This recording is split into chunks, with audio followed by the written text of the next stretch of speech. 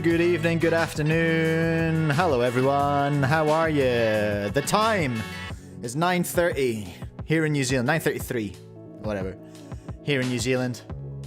In Littleton, New Zealand, the show, Cubecast, number 42? 42. And I am your host, Mike, off of Speedcube New Zealand. Lovely to have you all here. Hello, Dave. Hello, Ephemica. Hello, A Cold Cuber. The Bros Show, Trigger Cubers, KK Cubing, Zaid, Jupiter. Did I say Dave already? I think I did, Double A Cubing. Hello, everyone. Hello, Rubik's Cube. Lovely to have you all here. Jupiter watching from Poland, 11:30 p.m. 11:30 p.m. Our guest is in your same time zone today, Jupiter. Prozzta is staying up very, very late to talk to us today, which is cool. We're going to bring him just like we did last week with Felix. Prozzta is going to be our first item this morning, I suppose. What am I doing here? I'm looking for my members, aren't I? 5:33 in North Carolina. Yeehaw! Where's my members? Here we go. 5:30 p.m. Dave Neville's sitting down for dinner in North Carolina. Probably having... where's North Carolina again? What's up there? I don't know anything about North Carolina. I don't know. Do you like grits up there? My kids, the other day, we were watching something. No, I was reading Diary of a Wimpy Kid with Georgie last night. And it was this book called... it was the road trip one. And they'd gone to a restaurant with like $3.50. And the best they could do was like some chicken wings and a biscuit. And Georgie was like, a biscuit? What, like a cookie? And I was like, no, it's an American thing that they have with gravy, I think. And I think it's like a pancake, but like crunchier maybe. And I think it's just a vessel for consuming gravy. If any Americans in the chat can illuminate me as to what the heck a biscuit in a chicken context is, I would appreciate the cultural insight. Thanks to our members in Semming, GD, Jake Spear, Joseph Burnett, Chaos Cubed, Will, Wesley Twigs, Dave Nebel, Cubeast, Amethyst Mac, Jeremy Falanga, UK Cuber, Vera Twist Plastic, JDB the Cube Guy, James Melby, Glenn's Cubing Corner, Benjamin Handelman, John Baxter, and of course, Curious Nick. Channel members get early access to all my videos. They get some exclusive videos. They get exclusive emojis to use in the chat. They get all sorts of stuff, and they get a special badge by their name, and they show up a special color in the chat as well. What a bargain. For only $2 a month, you can support the channel and flex to all your mates in the chat, which, let's not forget, is important. Flexing on the internet. It's why we're all here. Don't even try and deny it. Okay, we're getting some intel on a biscuit right now. Biscuits in the UK are not the same. No, absolutely not, Dave Neville. A biscuit in the UK is something you dunk in your tea and is delicious and sweet. A cold cuber, it's basically a scone. KK cubing, a biscuit's like a salty cookie, semi-crunchy dough. Ephemica, just being a big fan of biscuits. All right, okay, fair enough. If I ever make it to America, I have so many things to try. Top of the list is what's that Mountain Dew that you can't get anywhere except America? Baja Blast. I want to go to Taco Bell. That would be, honestly, straight off the plane, Taco Bell, and whatever, I don't know what item I would get. I'd get something delicious from Taco Bell, and I'd get a Baja Blast with it as well. Because that's, my understanding, is that's a big cultural thing I need to hit, you know what I mean? We're going to look at some other stuff today. I know there's some videos just come out on the Weilong V11. Is that right? Yeah. The Weilong 11. That sounds wrong. The Weilong V11. No, it is right, yeah. Teacher Jia has got a video, so we'll do some clunky translation of Teacher Jia's video. That's always a treat. I've just seen this video come up from Tebo Cubes as well, saying what everyone missed about Yiheng Wang's new world record. I'm quite keen to take a look at that. I'm not sure exactly what else has come up, but I'll need to hit my. We're kind of just gonna go raking around for content today and see what there is. But Weilong V11 obviously is going to be a biggie. Actually, we need to go and look at Ben's videos looking at the internals of the Gan Squan is what we need to do as well, because they all came out just after the stream last week. I think that's about it. But first of all, the main thing today, the main thing we're going to do is welcome our guest, who hopefully has come back from running to grab a snack. Where's my where's the correct screen? Here we go. Now, no face reveal today, because obviously that's not how we're doing. But welcome to the show, Prozzta. Thanks for having me. It's good to be here. No worries. I've lost your. Here's your little face. There it is. Okay. All right. Here's my little. Sweet as. We're sorted. We're sorted. Prozzta.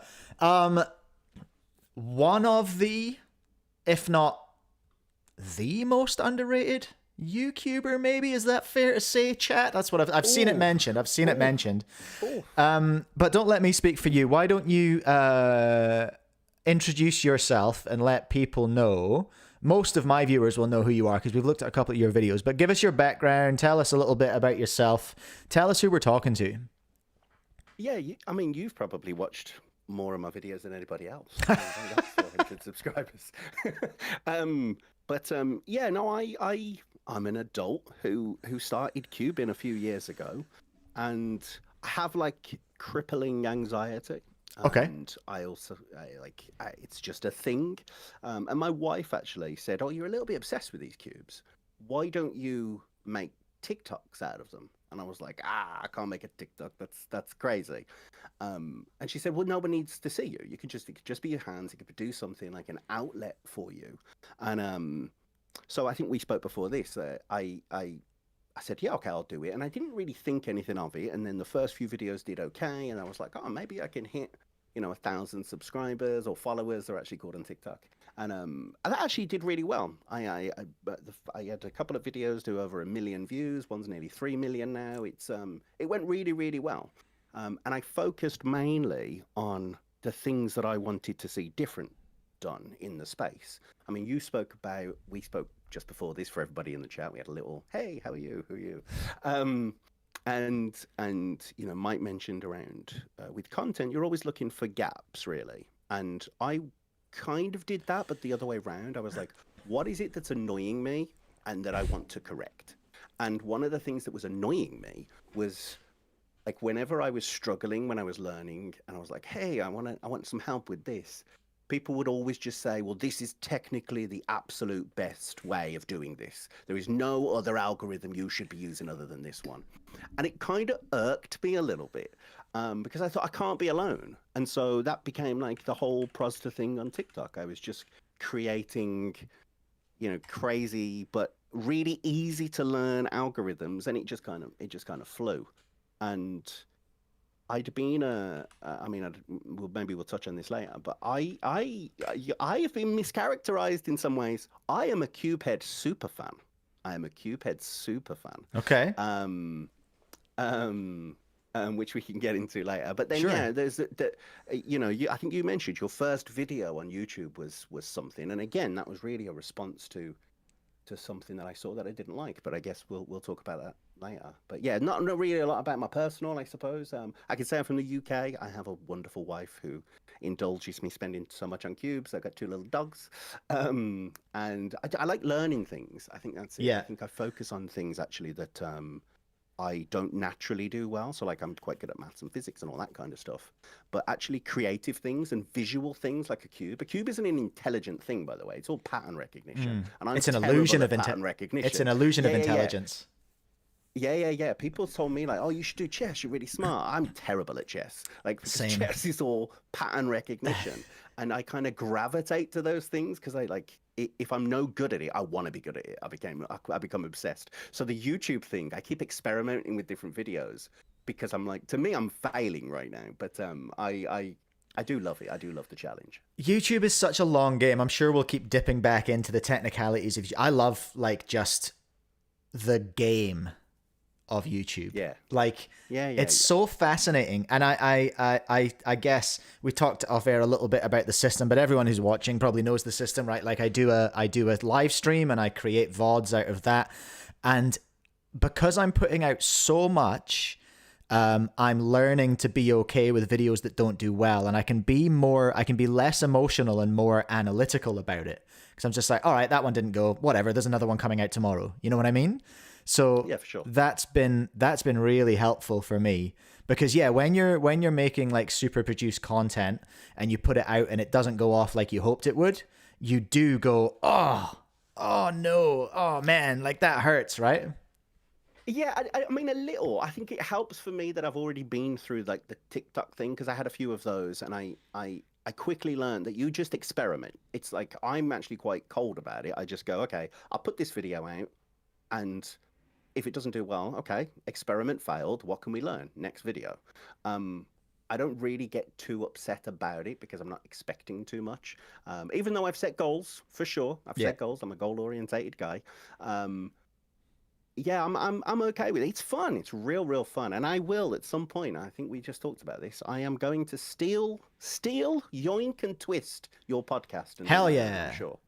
I endorse that behavior. Like, I am all about more. When I go on YouTube and I go to my subscriptions, I'm just like, where's the Cube content? Where is it? I'm subscribed to.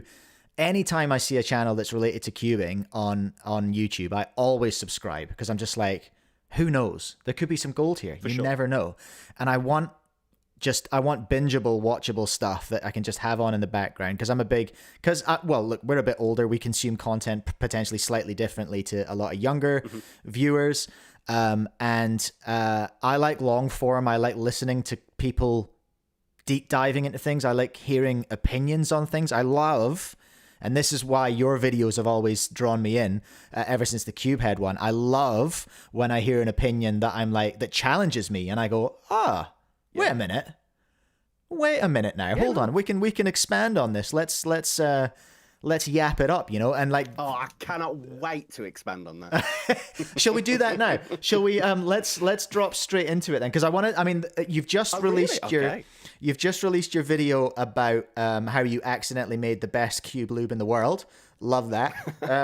And so I want to talk about that, because I want to talk about the lube game and everything, and also your process. We haven't watched that video on stream, so we can yap all the way through it. Explain the whole thing without giving too much away. I'm pleased to see that one's going off now, because it was a slow burn at the start. I was watching the views on that, and I was like, oh, come on now.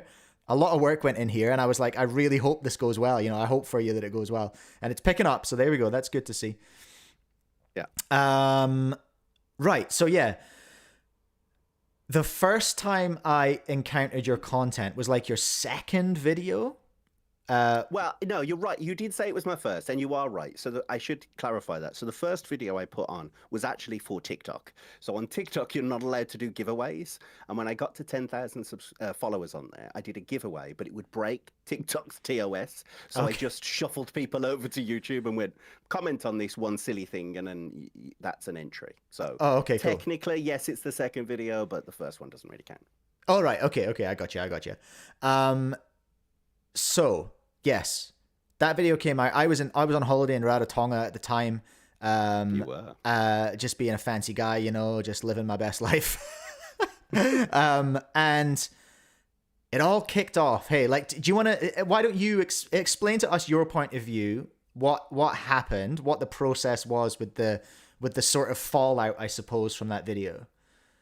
There wasn't that much fallout. Let me put it I mean, you deleted the video, so there was a process. Something happened, and then the video disappeared.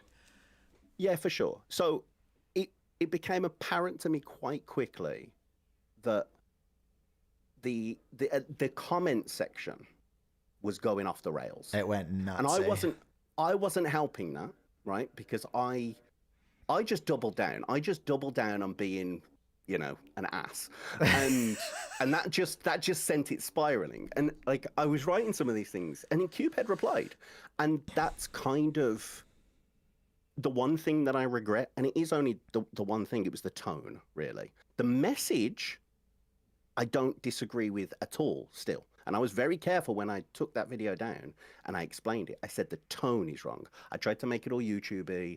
I lost the message. It was like an experiment that went wrong. But the actual message, I 100% still stand by. 100%. 1,000%. Okay. For clarity, But you did... sorry. Yeah, go. Oh, I was just going to say, for absolute clarity, the message that you're standing behind, just so I know exactly where we're coming from. What is the message that you're standing behind? How would you summarize that? That the leaders in the space, and particularly Cubehead, are failing the space by not being morally consistent. Okay. So to me, I don't want to be like all Spider-Man-y, like great power comes great responsibility, but kind of like when you're the leader of a space, and he is, let's not, you know, it's not Tingman, it's not Soup Tibbet, it's Cubehead. Cubehead is the guy. There's a reason why his face is on the Ferrocore and not Phil Hughes or the Cubicles. Do you know what I mean? Oh, yeah, no, for sure. He's the guy, right? And he has just, and again, I'm talking for the Cubehead community, which I am a part of, actually. We've just been kind of, this is the problem with the tone. The tone was aggressive when really I was disappointed. We are disappointed, really. And let me explain why. Cubehead because people attacked the price of that quite a bit once he announced it. I actually didn't. But his reply was a normal reply that people do. They frame it against a unambiguous moral quandary. So essentially, this over here is bad, and I didn't do this bad thing. And it's unambiguous, so it doesn't need to be explained. Everybody can understand it. And the one that he used was, it's not like I removed all of my free content. That's still there, guys. If I did that, that would be bad, but I didn't. That's still there. And if you don't want to buy this stuff over here, you don't have to buy it. But you're like, and that's the comparison, right? So it's here is the bad thing I'm going to present to you that everybody understands without real qualifications. This is bad. Removing free content to sell paid content is bad. Right? Sure. That's what he says. So when that happens, like I'm a big fan of Gamers Nexus. When something happens in that space, as a leader in the space, he talks about it. And if Cubehead's already said, this is the bad action, and the bad action happens, why is he saying nothing? Like, why is nobody saying anything? Like, for example, think about it. Think about how crazy this is. Cubehead created, and I absolutely have no issue with Cubehead. It's not my job to have an issue with it, but I have no issue with him creating a CFOT pack and putting whatever price he has on it. Okay. We can discuss, you know, how that's priced, but that's up to him. Sure. But at the same time, if something around him in the space is doing the thing that he's saying is bad. So, for example, the cubicle, right? The cubicles, you know, I think a force for good. It created cubing.gg, which is a bunch of paid stuff, right? At the same time that they released that, they shut down algdb.net. That's just been shut down. The free website that actually Cubehead says is the #1 website that he used to learn all of his algs. So when you're launching your CFOT pack, well, yeah, if you go to now, here's the bit that's a little bit shady. When it actually got taken down, it said under construction. So, and you can go and look at the site right now. Anyone in chat can go and have a look. It says under construction. It has said under construction since July last year, which was just a month or so after Timon's course dropped. And it's just gone. What was the name of that site again? algdb.net. And now there will be some cope. People will say, oh, it wasn't that good anyway. But it was the place where Cubehead learned all of his algorithms. It's his #1 source. If you go to his practice drills on YouTube, which we link in the chat all the time in his Discord, when people say, how can we get better? We link a video where he uses it to get better. And now the Cubicle has removed it to launch cubing.gg, and no one's saying anything. So, but I suppose he did say something though. He called out that exact thing in his. No, he didn't. He said, no. He said, you can't have a go at me because I didn't do this bad thing. Oh, right. Okay. That's very different. But that's very different than saying. That's very different from saying, hey, these guys over here are doing this bad thing and I don't support that action. That's very, very different, Mike. It is. I suppose. Yeah, it's like a smoke bomb in a sense. It's like it's not really addressing the point. It's kind of smoke bombing. It's not Look even over there. acknowledging it. Yeah, he's basically no. He's not. He's not even calling attention to it. He's basically saying, look, I know this is bad. Don't. It's very like intrinsic. He's talking about himself. I didn't do a bad thing. Don't be mad at me. That's all it was. But then when these bad things happen around him, that video that I dropped wasn't in response to his CFOP pack, because that's not when it dropped. It dropped when the kind of bombshell that nobody mentioned at all, that Anthony Patarakis, to launch his 2x2 course, removed all of his free algs off YouTube. That, again, is the same action that he has framed himself as bad. As the leader of the space, to me, if these actions just keep happening again and again under our noses, who's going to say something? It seems like nobody in the space said anything, even though we all know that's bad. That's why he can use it as an example. Yeah. I mean, I don't feel like anyone's wrong here. Like, the whole of his community knows this and talks about it quite openly. So, okay, so I'm just trying to clarify. So your point, your message that you said didn't come across right in the video for the tone, failing the space by not being morally consistent. I'm still just trying to, and if I've missed that, then that's on me. But how exactly is he morally inconsistent? Because if you frame something and say, this is a terrible behavior, and look, I didn't do this terrible behavior, and then the terrible behavior occurs and you say nothing when you are the leader of the space. If it was me or you, we're nobody, right? Well, you're growing. I'm, where I am. We're where we are. As the leader of the space, when you know the whole community will agree with that take because you use that take, you said, I know this behavior will be bad. Don't judge me. I didn't do it. And then somebody does the behavior. Actually, it keeps happening. The Cubicle did it with cubing.gg and algdb.net. Then Anthony Patarakis has done it. Like, how many people need to start removing their free stuff and putting it behind a paywall before somebody says something? And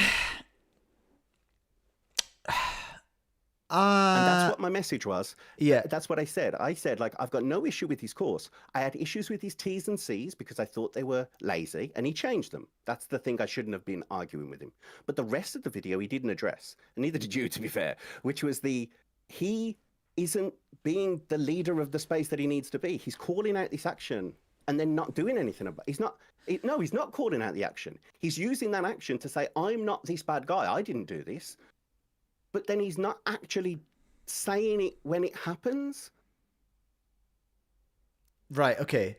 So I think I'm starting to follow that. So I didn't get that from the video, and maybe that's the tone thing, and that's maybe it could be understanding on my end. No, for sure. No. And that's why I took it out, because, and what I actually said, and you, again, your video helped me understand that people were misunderstanding it, because I said, right, one thing that it was kind of a lie, or maybe hopeful. I said, this wouldn't have happened under JPerm's watch, because if they did it, people would just go, well, JPerm's just released a free one that's better than this one. I actually said that in there. It wasn't that JPerm didn't charge or wouldn't charge. It was that and again, this was a lie, right? But I know that this will trigger Cubehead, and this was the one thing they did that I did intentionally, because he hates comparisons to JPerm, is he's not taking care of the community, but JPerm would. And that wasn't true. That wasn't true. But the whole message, the whole point was, hey, this is happening under our nose and we're kind of being a little bit gaslit here. Yeah, I see. The video came off as an attack on Cubehead, but I feel like you're more like, why is nobody calling out the behavior of these other people? And I think that was... Not why anyone, why him specifically as the leader of the space. I suppose I might take slight issue with that. I suppose he's a leader. You know what I mean? Like, okay. He's a leader. So I hear you. I do hear you on that. It's a tough one, and it's a complex argument to present to a young audience as well. It's very new. It's a bit nuanced, For sure. and I think For sure. Because in the But response, is it nuanced? But how nuanced is it? Because he pitched that to a young audience and they understood. Like if I just say this out loud now, if I just say to launch cubing.gg and to sell courses at $200, the Cubicle took down a free algorithm website. That is not ambiguous. That's not nuanced. That's the behavior that he described. So are you disappointed that Cubehead didn't call out his major sponsor? For sure. Yeah, no, for sure. And that's why, I talk about Gamers Nexus. Gamers Nexus are on record. They say, look, this is going to cost us a bunch of money. NZXT, NVIDIA, they sponsor us massively every year, loads of money. But because they are taking advantage of the community and they're doing this reprehensible behavior, and I'm not saying that what Cubicle did is reprehensible, but they took a monetary stand. They did something to say, hey, and they're smaller than Cubehead in relation to NVIDIA. Do you know what I mean? Like if Cubehead turned around to Cubicle and went, hey, this site is the site that I learn all my algorithms on. I'm telling everybody that my course is good because I didn't remove all my free stuff, and you're now removing free stuff to sell other stuff. Can you just put it back up? Do you really think that the Cubicle would go, oh no, we're bigger than you? There's no way. Like he has a power that he's not using. I hear you. I do hear you on that, on a individual content creator kind of scale. I just wonder, because this, for me, it brings us back to a larger picture question, and I'm interested to get your view on this. And that's about something that I've talked again and again and again with various different people, which is I guess monetization in the cubing space. Are you fundamentally opposed to people selling courses for money? Not at all. Okay. Not at all. Okay. So, because a lot of it came back to, and I guess this was maybe you have explained this. My brain's very small and smooth. Okay, so like I have trouble with two things at the same time. But like, because I always wonder, how does cubing get bigger? How does cubing get more serious? How do we make it more professional? And I mean that in a sort of money moving around thing. Like, how do we actually? Yeah. Because there's very little money in creating content for cubing, unless you get to a massive scale. And even then, Tingman has paywalled some of his content. There's I've got a channel membership, you know what I mean? I'm literally doing the system I'm doing because it makes money. I make money off of AdSense, and very, very kind people will become channel members, and that helps as well. So I feel like this is a thing in younger audiences where nobody wants to pay more for anything. Nobody wants to pay for anything. Like, again, sort of when PSL came out and they were charging a lot of money for tickets and things like that. And to my mind, as a businessman, I suppose, I'm just like, well, okay, well, that's obviously what it costs. That's what they need to charge to do that. They've changed that model now, which is interesting, and it is another topic. But anytime something comes out, it's always like, oh no, it's going to cost money. And it's like, things do cost money. No, and if we want to grow, money has to exchange hands. I mean, I'll break that down in two parts. I mean, the growing, I'll put to one side for a second, but the charging, I have absolutely no way. You're a businessman. You understand this. If there is a free product out there and you want to sell something that, like a competitor product, you just make sure that the product that you're selling is better than the one that's free. Yeah, and that's the value add. And I'm absolutely, that's how you grow. That's how you grow. That's absolutely how you grow. But that's not what's happening. That's kind of the point I'm making. That's not always what's also happening is, okay, we won't just make it better. We'll also just remove the free stuff as well. Like that's not how you grow. That's just not how you grow. I see what you're saying. That's crazy. I do see what you're saying there. Yeah, I do understand that. In terms of in terms of growing and the money aspect, I think what people, certainly the people that I speak to within the Cubehead community, it's not so growing. It's like the best thing I could say is it's cubing is like the WNBA pre Caitlin Clark, where everybody thinks it should be bigger than it is and there should be more money, but there's just not enough eyeballs on it. Yeah. And so what we're doing right now is we are essentially shuffling money from one side of it to another. That's why people are annoyed.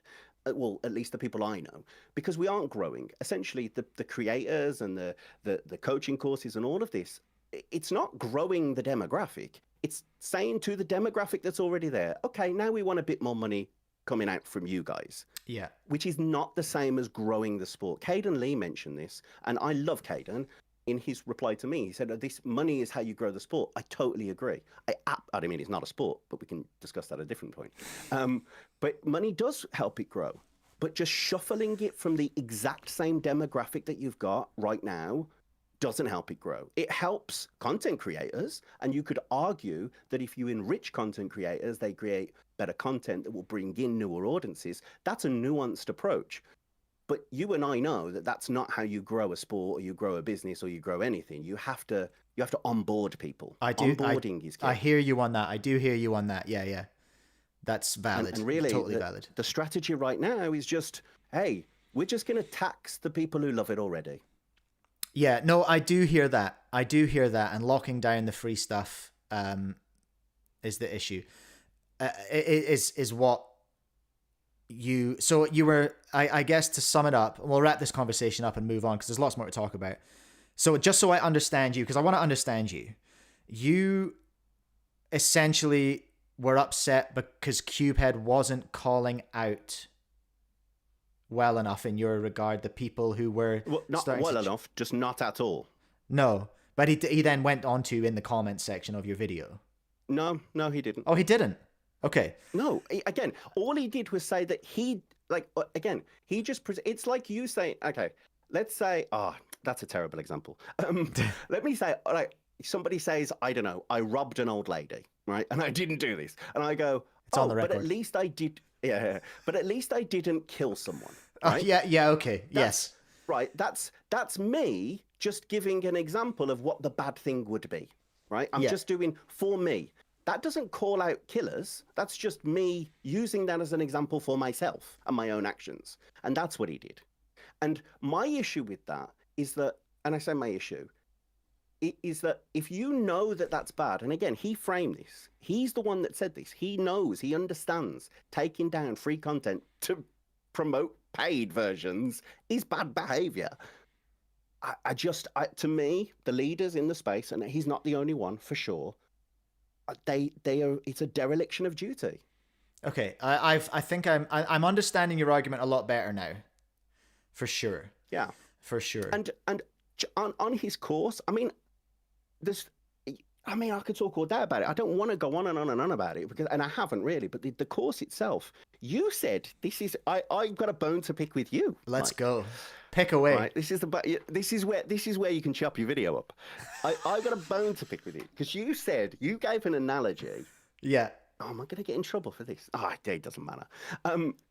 You said it's like a knot book, and I don't want to straw man you here, so I want to say exactly what you said. Oh yeah, that's right, the book of knots. Yeah. Your book of knots. You said, I want to learn knots, and I like learning this way, and I understand that I could get the knots from anywhere, but this guy's released a knot book, and there's also PDFs, and I like learning that way, and he's put a price on it that you might not agree with, but it works for me. Is that a fair summary? Yeah, I think so. Yeah, it was a long time ago now. I've yapped a lot since then, but yeah, let's go. Let's go through that then and see whether you still want to buy that book, Mike. Okay, sure. Right? Because I after you did it, I thought about this, and I haven't thought about it since because I didn't want to prepare anything. So if I waffle, I apologize. That's all right. But now imagine you go to the bookstore, right, to buy your book. Sure. Right, I'm going to take you past the decision to buy it. Okay. You go into the bookstore and you say, "Can I read the book? Can I just see the front page?" And they go, "No, you can't see the book. You can't read the first chapter." Well, I don't get a sample. I don't get anything. No. It's in this box, but trust me, it's good. Okay. Because you can't see anything of this pack. You don't know what's in there. You just have to trust me, bro, that it's good. If I don't like it, then can I return it? Can I return the book if I don't like it? No, there's no refunds. Okay, so I can't see what's in the pack, and I can't return the pack. I can't return the book, sorry. Mr. Shopkeeper, do you know anything about this book?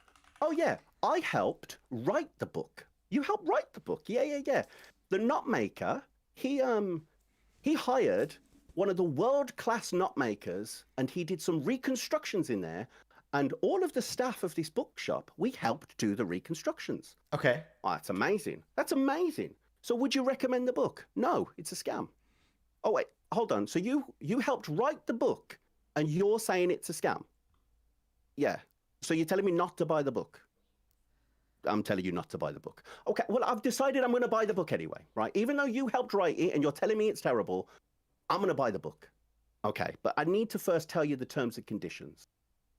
You can't reprint the book. Well, I wasn't going to reprint the book. You can't reprint the PDFs. Well, I wasn't going to reprint the PDFs. You can't recreate the knots. What do you mean I can't recreate the knots? Yeah, if you recreate the knots, I know you've got a YouTube channel where you do boating with Mike. If you recreate the knots, we're going to sue you. Well, no, but you can't. That's not how it works. Oh, okay. We've just spoken to the author, and he's saying that he wouldn't do that. Don't worry about it. Yeah, but it's in the terms and conditions. In the terms and conditions, you're saying if I recreate the knots, you're going to sue me. Oh, yeah, but trust me, we won't. Okay. Do you still want to buy the book, Mike? Well, you've definitely expanded on the analogy. But I'm making it more comparable to the actual situation, because that is a one-for-one analogy. I guess my point, I suppose, was that curation and publishing exists, and that's a value add. For sure. But given that analogy that I've given to you, would you still buy the book? Well, I don't know if I'd go into that bookshop. They sound like dicks, honestly, but... But that's what happens when you own a bookstore and then you just desert it, Mike. I suppose, to expand on my analogy, I would still have the agency as a consumer to make that choice. So... For sure. So that's the most non-committal answer I've ever heard. It was good, eh? I'm training for politics. I don't know, honestly, is the answer to that. I don't know.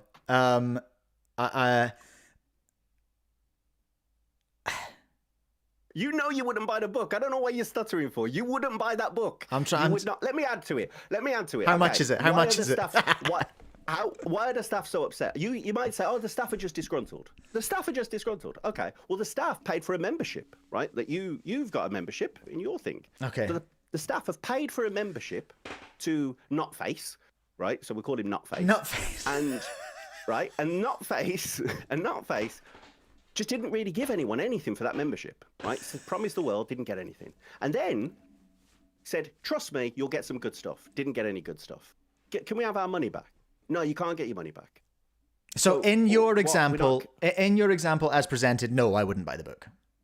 Cool, but that is the exact situation. Okay. I will accept that for what it is. And if anyone's in chat and thinks that I'm capping or anything like that, I encourage you to go to Cubehead's Discord. Don't worry, he won't be in there. And you just search for CFOP Pack or the name Charlotte, who is one of the management in there. And you will be flabbergasted. Okay, I'll let people. I will let people do that research on their own. What did I see? Billy Cube. Have you seen Cubehead's last 5 videos? I haven't, to be honest. I'm not a huge consumer of Cubehead's content, so maybe I am. Maybe I'm missing some context. I'm not in his Discord, and I think from the way you're speaking, I think potentially I am not as up to date on the Cubehead lore as you are. I'll do some more. Yeah. I'll do some more research and we'll be chatting in the background and we'll work it out. But I appreciate the insight on that. I think you're absolutely right in your assessment of your own video that it missed the point, or the tone wasn't right. The message was lost because of the tone. The message was lost. Yeah, for sure. Yeah. I agree with that. Well, thank you for going into that. I appreciate it. That's some good stuff. I want to talk about, however, your latest video. How I accidentally made the best cube lube in the world. Quite a claim. That is the second title. The first one was just like I made $1,000 worth of lube and gave it away. Oh, that's right. Yeah. Okay, cool. Yeah.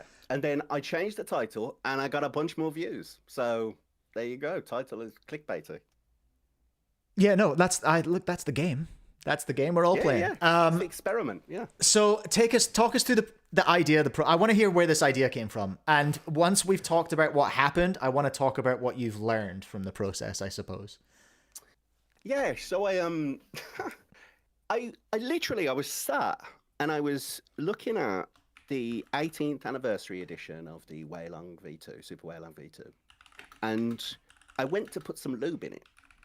And I realized that, it wasn't the Super Weilong V2. It was the Weilong V10. Right, I keep confusing the two because basically they're the same cube. And I realized that this little bottle of lubrication is the only liquid or paste in my entire house that doesn't have an ingredients list on. It's the only thing that doesn't have a CE mark. It's the only thing that doesn't have anything to do with safety written on it at all. Mm-hmm. And I was like, this is a bit weird. And so I ordered a bunch, right, just to see what would be there. And yeah, sure enough, there's nothing listed anywhere. It's all just like, yeah, it's sauce, or it's oil, or it's some weird name. It's FZ or whatever it is, but not actually like what the ingredients are at all, which is weird to me because that's not normally how products should be sold. Well, it's not how foodstuffs are sold. Do you get an ingredients list on a can of WD-40? Yeah, and on shampoo and on your lotion, and there'll be almost nothing in your house, Mike, if you walk around that. And sometimes it's on the box, right? So if you've got say, I don't know, a Tom Ford spray or something like that, the ingredients will be on the box, but then it won't be on the bottle maybe, but you'll still have it on the packaging. You're not allowed to sell anything that doesn't have like CE mark or UKCA or something like this on you. It's just normally not the way. And I was like, this is weird, no? And I think that's because it's a hobby that's grown into a business for many people. In so many ways. Yeah. Anyway, carry on. No, for sure. And the thing is, when I say this, I'm not saying that it's done in a nefarious way. Like there's a bunch of tinkerers who are just trying to give people horrible lube. It's just weird that no one's ever like said anything about it. So I thought, and also, obviously, I consume a lot of content. I'm an old dude who just sits watching YouTube. And I've seen a bunch of videos of people making lube because the cubing community, I think, skews one way of like tinkerers and people who want to create things. And it's why there's so many open source projects around, twisty cubes and all of this cool stuff. And so there is clearly a desire for people to make stuff. There's no ingredients. So I thought I'll teach people how to make, because I've got a background that allows me to do that. I'll teach people how to make a premium lube. Well, that was a question I had actually. Have you got a chemistry background? I have a bit of a chemistry background. Okay. Yeah. But it's, to be fair, it's not actually anything to do with this side. Okay. It's more to do with the layerings that go, the coatings that go onto like cars and lenses and things like this. I work with the chemicals that create that stuff. Right. Okay. Yeah, because I think I have a bit of an inferiority complex, specifically when I think about the cubicle, because I know that they've had like someone who knows about Freddie. I tried to speak to Freddie. So I spoke to the cubicle when I was getting SDS sheets from everyone, because partway through of my journey of making this, I was like, I've landed on something that I think is pretty good. Has anybody else made something like this? So I checked the SDS sheets from a bunch of people, and the cubicles is the FC Stealth, I think, is the one. It's, I wouldn't say similar, but it's of the same compound. But it was missing something. So I emailed them saying, hey, how are you guys? Because silicone, you don't really need to worry about it. but you're not using silicone. How are you controlling for, the inevitable the bacterial growth that's going to happen in this lube? And they said, oh, we don't know. We're going to put you in touch with Freddie. So I messaged Freddie. So they gave me his email, it was super nice. It was, honestly, I know I come across as a bit of a knob, but I promise you that email was nice. And he just ghosted me, to be fair. He just ghosted me. I even in there told him I gave him a hint on how he could fix it. I cut something out of the video because it felt like too much of an attack, and it really wasn't meant to be. But it means that the last sentence that I say makes no sense. But if you put food coloring so people use food coloring for lube. Yeah, that came out of nowhere. I was like, yeah, I know, because it was actually referencing something earlier in the video that I cut out. Okay. Do you know what's crazy? If you leave it in so I used an opaque bottle. And the reason for that. If you use a clear bottle and UV light is on that food coloring, it will actually break down the food coloring and make it food for bacteria. It will actually help bacteria grow. Who's using food coloring in lube? Oh, you'd be surprised, Mike. Who's using food coloring? I will send you some links. Okay. I will send Cube you companies. Yeah. Okay. Interesting. Yeah. I cannot say it on. I will get sued or something like that. But Okay. I'll share with you. Let's not do and that. In fact, if you see a lube that's got a coloring and it isn't silicone based, ask for the SDS sheets and see what it says for the coloring. So STS sheets, just to explain to the chat, what Prozzta's talking about are the safety sheets that you need to have before you can send stuff overseas, so you can export For sure. lubes. So you got to have them. Yeah. And so and that was actually I requested those again to see how good mine is compared to theirs. Like, am I ballpark with them? Like, I've done this out my own head basically, and I was more shocked with the responses that I got. Like, it's in the factory and I've left my laptop there. I'll go and get it, and then blanked and there or oh, we're not quite sure. Are you sure? Have you got your order number? And then I can find your order number. I don't need an order number. What are you talking about? Okay, fine. And I did say this in the video. One, and fair play to them, because they are just the customer services reps. I have to say this. They're not the people that make the lube, right? But the customer services rep literally replied to me like, no idea, mate. We think it's probably close to WD-40. And I was like, what are we? That was the actual reply that I got. Oh my God. It was wild. You did get a couple of responses, though. You did get some responses from two very responsible stores. Yes, the two best in class were the Cubicle and speedcube.co.nz. That's Prozzta. You're not going to believe this. That's my store. I know. That's me. I was very shocked. But I was so to you. Did you reply? Yeah, I did reply because I sent you a reply afterwards saying, thanks for this, very professional, only you in the cubicle. And then I think I put love Gene-ish or something like that. Because I was so confused. I was just like, who is this goober? I was just like, okay, sure, bro, here you go. I thought it was it came to me as a valid request, but I was a little sus, which is why I redacted all the supplier details. Yeah, and that's normal. Because I don't want you going out and buying this stuff. It's like this is confidential now, but you're obviously you're entitled to know what's in it. I think it's a fair question. Yeah. And I left that. I put that in the. I wasn't gonna put it in the video, but then I thought, again, everything I'm doing is really, if there was a theme of my videos so far, it's that you should be challenging things, right? We're adults, Mike. We need to set examples for the young teens. Yeah. And allegedly. And I got some messages, people that you will know from your own Discord as well, who messaged me after the video going, are you sure you're allowed to have those sheets so you're not going to get in trouble? Like, that's weird. That's like the prevailing, thought process of somebody in the community. Like, we're not supposed to know what's in this stuff. Like, that's weird. Yeah, weird. That's brainwashing, man. That's conditioning. Yeah. That's conditioning by the companies who sell the stuff. That is fascinating. For sure. There are so many things, and I do often blame this on most of our audience not yet having a fully developed prefrontal cortex, which happens when you're around 25. Okay? It happens around when you're 25. Not a doctor, not medical advice. But we have a large part of our audience as speedcubing content creators who are very suggestible. Yeah. I think. Anyway, no, sorry, sure. that's a sideline. Yeah, no. But it's a good point. And so that's what I'm like.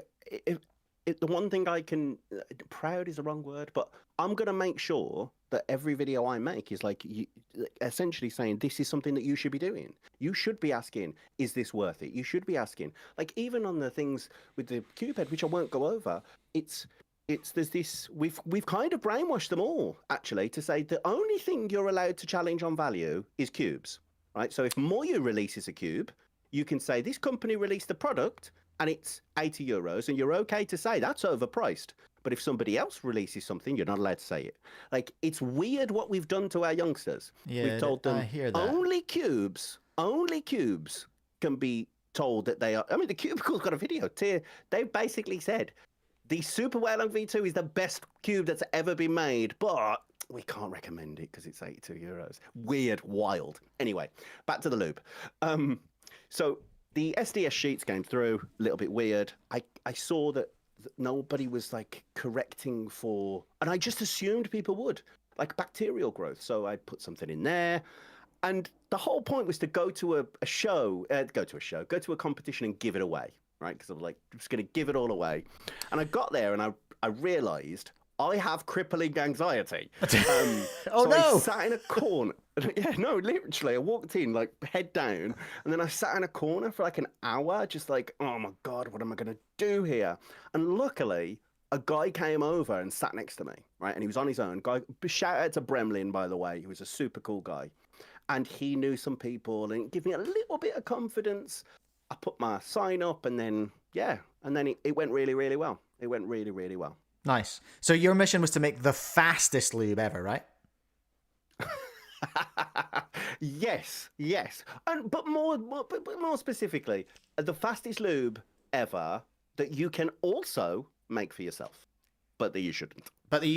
It was such a fun. It was an interesting message. There's no point. Because you can, but there's no point. I had a couple of. I mean, you can find a supplier and you can buy 20 liters of a certain weight of silicon, and you can blend it with whatever you want. Go nuts. You can source your bottles from China, and you can spend hours in a shed on your own putting that lube into tiny little 10ml bottles and creating the labels and putting it on there. This doesn't feel that hypothetical, Mike. I'm going to be honest with you. No, it's not. And then you can also have time developing even the technique of putting the lids on, because if you screw them on too tight, you'll break them, and then you have to replace 100 lubes that you've sent out all across the continent.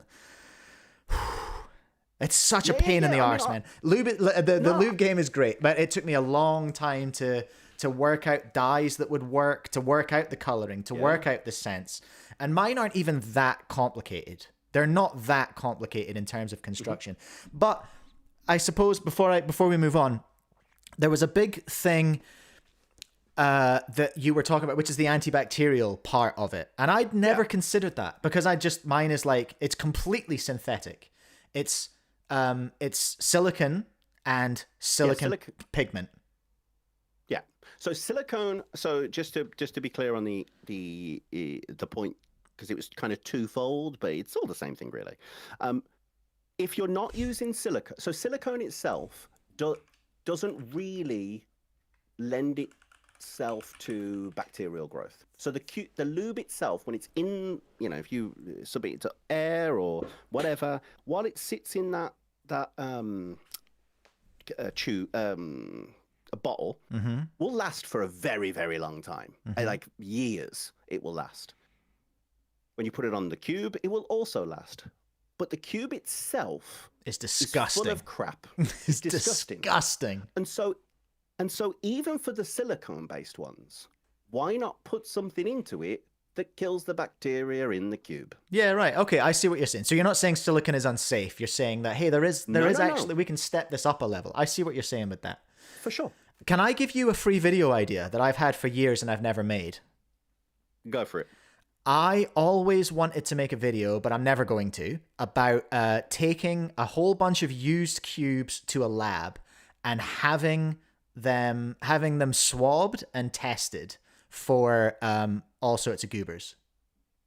Like you know, like how they swabbed McDonald's screens, the touch screens, and they found like human feces and all this kind of stuff. It's disgusting.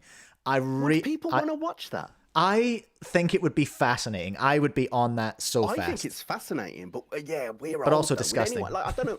I can't see your chat. Would people actually want to see that? I'll poll them. I'll poll them right now. Would you watch video? Oh, hold on a minute. No, I'm not even. Where am I typing here? Start a poll. Would you watch a video about what's really in our gross cubes? Yes or no? There we go.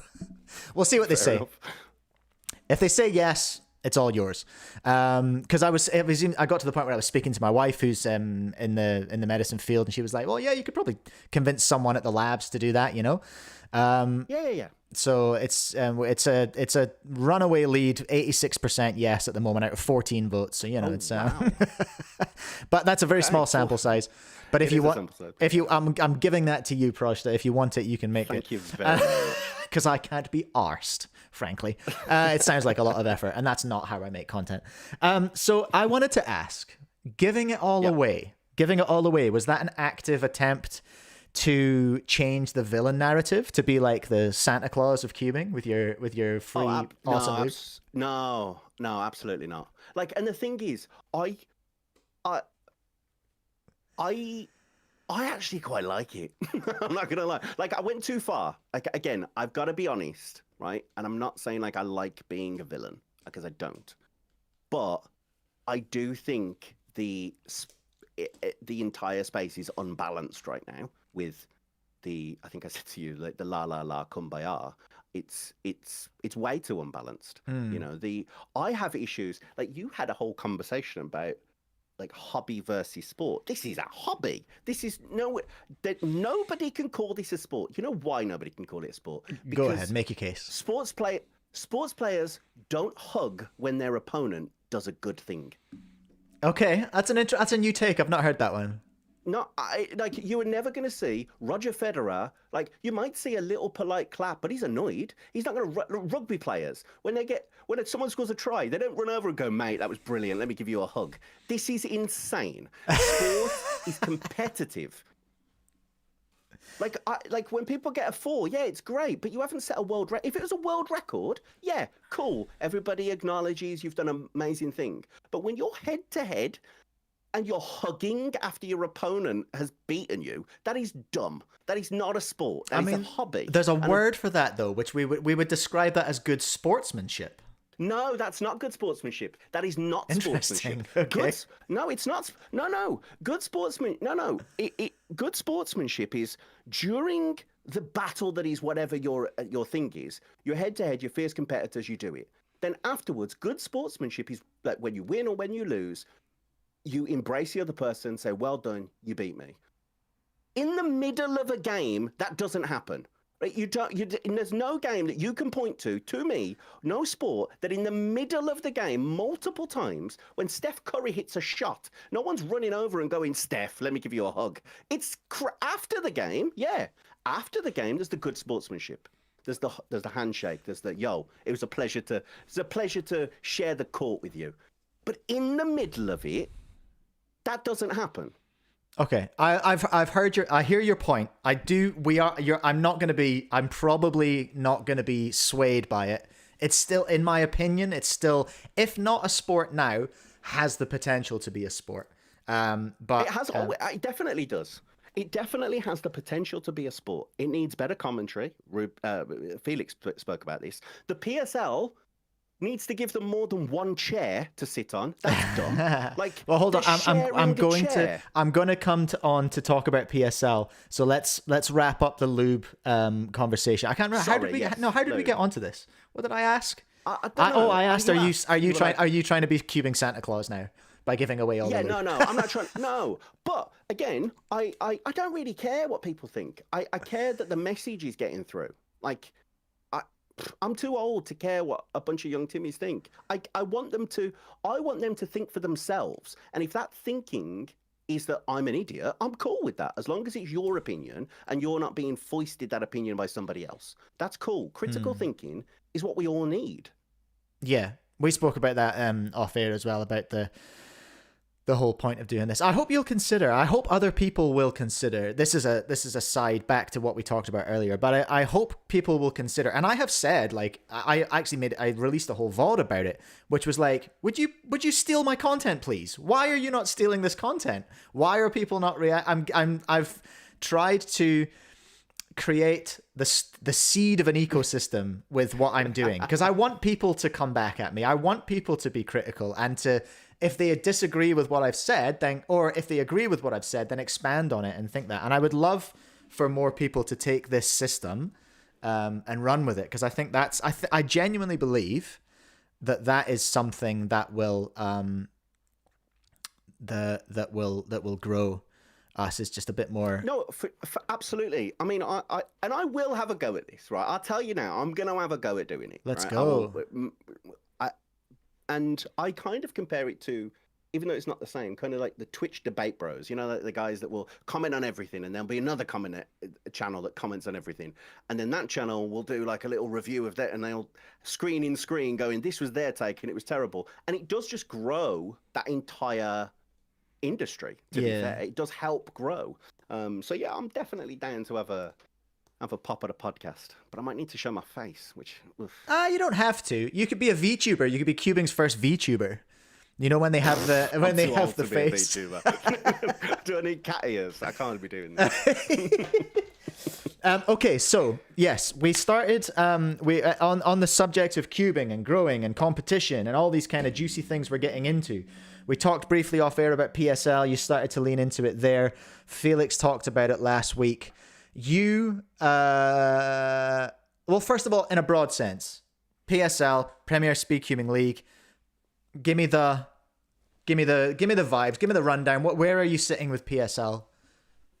I think it has the potential to be the best thing that's happened to cubing. Yeah, right. If done correctly. If done correctly. I mean, no. Sorry, I wasn't. That wasn't like a yeah, right. I'm saying yeah, right. Yeah, full stop. You're right. Good. Yeah, sorry. Okay. I'm starting to talk like a Kiwi now, and I realize that people don't always understand exactly what I'm saying. But I was yes, full stop. Right, full stop is what I was saying. Sorry. Carry on. Tell me about PSL. Oh no, that was more Australian. Yeah. So yeah, no, I think it's amazing. I honestly, the concept of it, it's one of these things where the idea at the moment is better than the execution. And there's growing pains with everything. So I'm not going to be too harsh on it, because it will get better. They're finding their feet right now. I just hope that they're having the right conversations. And if Felix was bang on the money, he mentioned that he can scroll through YouTube and see a GeoGuessr and like get invested straight away. Yeah. PSL has PSL, because of the format of it, it's one-on-one, it's head-to-head, it's what we like seeing. It dates back to the gladiators. We like seeing people go against each other and battling to be the one. That's what sport is. And it has the potential to do that. It's just the product right now is as far away from being what it should be that it can possibly be. I'm going to be more brutal than Felix. So Felix was Felix was really respectful, because he is a super respectful goat. His face is on Mount Rushmore. He's the wholesome king. He's the wholesome king, but I don't need to worry about that. So he kept mentioning the commentary. He was like, "Oh, we just need to get the commentary right." Yeah. And we spoke before this, right? And I want to be clear here. And this is what the young Timmies need to learn, that when you talk about somebody's job performance, you're not talking about them as a person. There is an absolute difference. So if you criticize somebody at their job, right, or you give feedback on somebody's performance at the job, you're not saying they're a terrible person. You're not saying, I hate that person. You're saying, here is something that you're paid to do or you want to do professionally, and you're not doing it very well. You need to improve in this area or that area. The commentary. Oh my lord, the commentary. Mm-hmm. I like cubing. I'm not a speed cuber. I'm a slow cuber. Same. But I like cubing, and I found it difficult to watch. If you can't keep me engaged, right? And there will be people that were, right? And I think I said this. StewCube made what was really a nothing burger of a show into Rocky 2, right? He made Dylan Miller versus Tingman seem like a movie. He is the best storyteller in cubing. Oh, for content. sure. He is. No one can tell a story like StewCube. It was amazing, and I kept thinking, is this? Did I watch this? Like I watched this. What I remember was Manu, again, great guy. You said you know him a little bit, and he's a fantastic human being. He comes across as a fantastic human being. He's really nice. Yeah, he's a really good guy. But he literally just kept going, well, yeah, this is Timon's, isn't it? So even when Dylan got a good solve, he was just going, that might be the last one he gets. You should enjoy it. You should enjoy that one. And he wasn't doing it in like a tongue-in-cheek WWE heel way, because that I would have been all for. I would have been like, oh, shots fired. But he wasn't. He was just like matter-of-factly going, well, obviously, Timon's average is way higher. Like, why is this even a... And it killed it. It absolutely killed it. I hear what you're saying. You almost had to do that work yourself. You almost had to. It was almost like the solves were speaking for themselves, and like Manu and Chris, I think were commentating that one. Both very accomplished technical cubers, but for sure. And I thought they did a good job as much as they could. They're used to talking. Here's the thing, right? They're used to talking to cubers about cubing. They both have a little bit of experience in not doing that.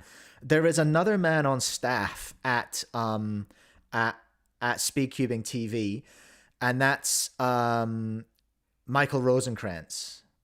I think that's his name. And he is a sports commentator. He's not a cuber. And I am waiting for them to tag him in. And lots of people think that's an insane take. But I think from a broadcasting point of view, if we had Rosenkrantz talking about the story, which is what he does as a great, of course. I think it's called a color commentator, did you say? I'm sure I've heard that color term. commentator. Yeah, he is an incredible color commentator. So skilled. And I think we need him. We need him in there. Yeah. I reckon. And again, there is a place for both sides of this. I know that the hardcore cubers who always want you to do the absolute optimal algorithm want an absolute breakdown of the F2L splits and his look ahead was bad and he missed 2 X crosses, and they want all of that good stuff in real time, which you and I will never be able to do that. By the way. Like if they asked you to, you're never going to watch a solve at 14 turns per second and go, oh, he missed an insert there that would have avoided a rotation. It's not going to happen. But let's be real for a second. The majority of the audience, we talked earlier about how do you grow cubing? New people. Yeah. New eyeballs don't want to hear that. And I apologize to the chat who are probably upset with that. They don't want to hear it. Felix said that he turned on to GeoGuessr and was hooked. And he was hooked not because he heard all this technical jargon. It was because it was done in a palatable way and there was a story immediately that he could just grab onto. That's what's missing. Yeah. Narrative. That's absolutely what's missing. Narrative in real time. I will accept that. I will take it. And I'm kind of like a known PSL glazer because I'm excited about... I think I'm more excited about the possibilities than the reality of what's happened. But you have to make mistakes when you are trying to do something as groundbreaking as what they're trying to do. And I'm here for it. Oh, and I'm really into how Chai is taking everything on board and going, right, this was a problem, let's think about it. This was a problem. Rather than going, I know the best. I am the best at this thing. I know exactly what I'm doing. I like that he's taking that feedback on board. Yeah, but again, I mean, the one thing, I mean, again, with Chai, I mean, there was some, again, feedback, right? Chai has done an amazing thing with this PSR. I will die on that hill. It is amazing. But he's also trying to do other roles that I don't think he's doing very well right now. He tried to be the MC of the event.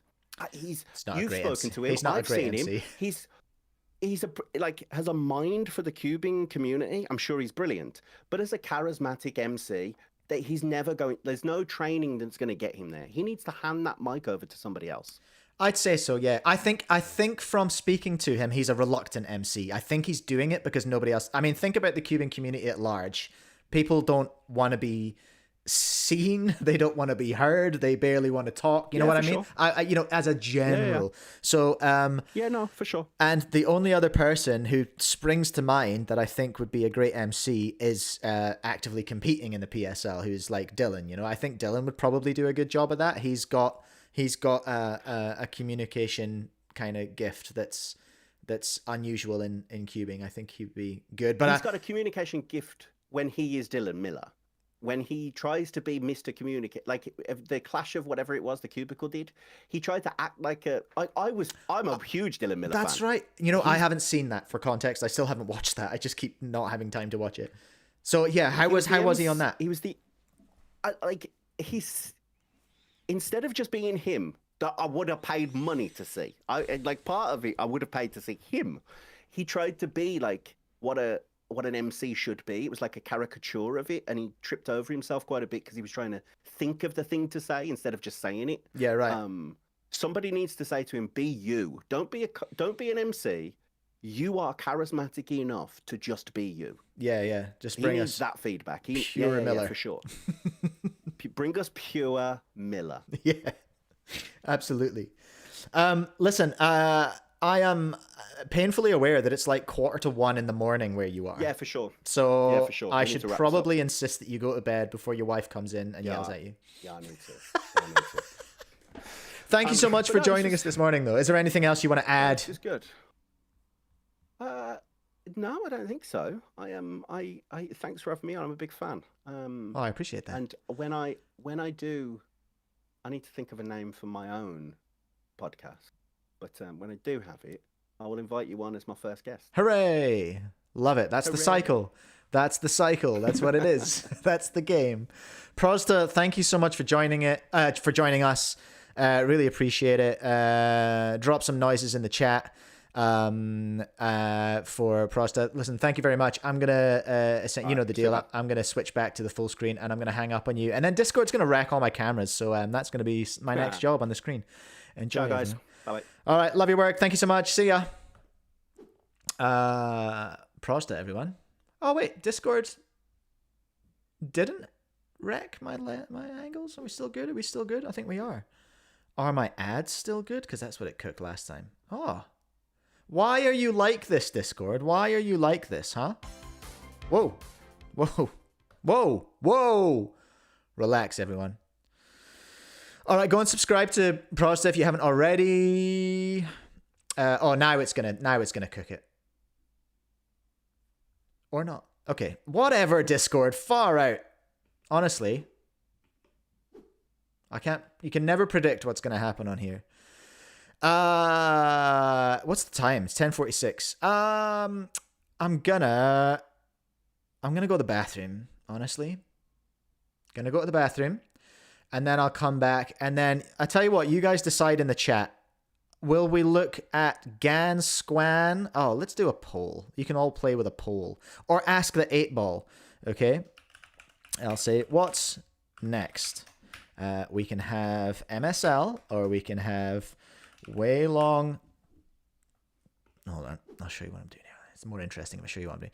Weilong 11, or we can have Gan Squan Guts.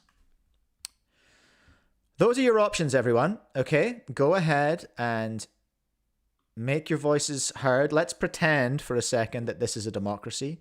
It isn't. I'm a tyrant and a dictator. I'm gonna go for a little weeby. All right. Where's my thing? There it is. All right. All right. I'll be back soon.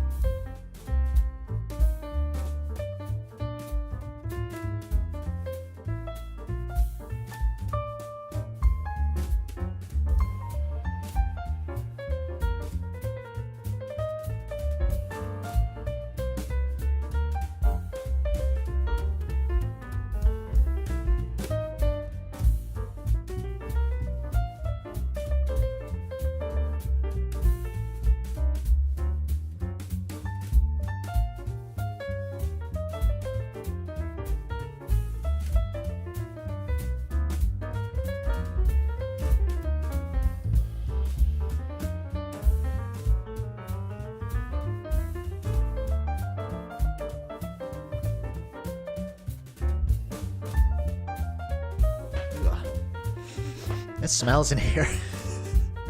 Why does it smell so bad in here? Oh, that was abrupt. Hello, everyone. This room's very, very small compared to where I used to, compared to the old house. My views have gone up again. How do... This happens every time, I swear. My views go up when I take a break and go for a snack. Anonymous. Yeah, Cube for Speed, eh? Made a vid about the Weilong V11. Wow. Okay. Everyone wants Weilong V11. Okay. Okay. Who's vid... I want to take a look at Teacher Zha's video. Whoa, wait a minute. What the heck is this? Figuring out the cubing scene in 2025. Roomix cubing. What's happening there? I want to watch that, but it seems weird on my live stream to go and watch someone else's live stream. You know, at one point you have to change the naming scheme, man. But here we are. It's happening. But honestly, just invest $5 more for the ball core. Is this just about hardware? Ball core version. Who knows? All right. I'm not gonna hang out all day. I'm just gonna say hi. Worm V9, standard, Y3M maglev, Tama. Interesting. All right. Well, I'll check this out later. I'll check out the VOD when it's done. Okay. Let's go. There you go. That looks like that's interesting. What's going on there with Rumix? Interesting. We want to look at the Weilong V11, right? Let's do it.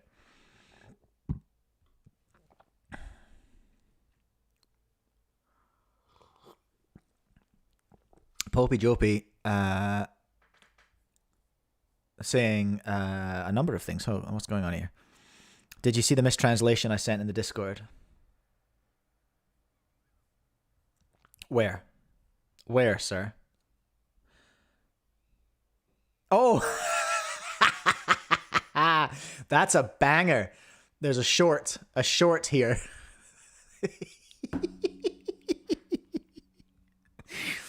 Super Viagra. Gosh. Careful now. Thank you for that, Popey Jopey. That is some content right there. Okay, what have we got here? Cube for Speed and Cube for Speed 2 have got videos. Teacher Ja has a video here. I will have to check that out. Ben S, there is a Discord server. I'm pretty sure it's in the description. You'll get a link to that and you can go ahead and join. Verification probably won't work and I'll have to do it manually. And that's the nature of it. Let's take a look at Teacher Ja's new video about the Weilong V11. I love watching Teacher Ja videos because there's almost always a wonderful mistranslation, as demonstrated right now by Popey Jopey. We might have to watch the short afterwards as well. Okay, Weilong V11. Oh my days. Isn't that the cube that Weeman Yihang set the new world record sub 4 average on? Why, yes, it is. Well, that's what I'm led to believe anyway. I haven't seen any, I have no evidence of that except that other people said it. All right, so here we go. Oh, and if chat mum Curious Nick is watching, this is a decaf I'm on now. Okay, I've had my 2 coffees for the day. I'm on the decafs now, all right, get off my back, Nick. God 99% of people don't know about the cold knowledge of Cube. Now, yep, we have gone sub 4. Is the video too loud, or are we okay? Feel free to comment on the audio levels in the chat. I might listen. That's the best I can give you. 3.91 seconds. Oh my days. I have another thing that 99.9% of people don't know. Tell me, Teacher Ja. Cold cube knowledge. Cold ice cubes in the chat. This record is actually my... Oh yeah, here we go. So this is our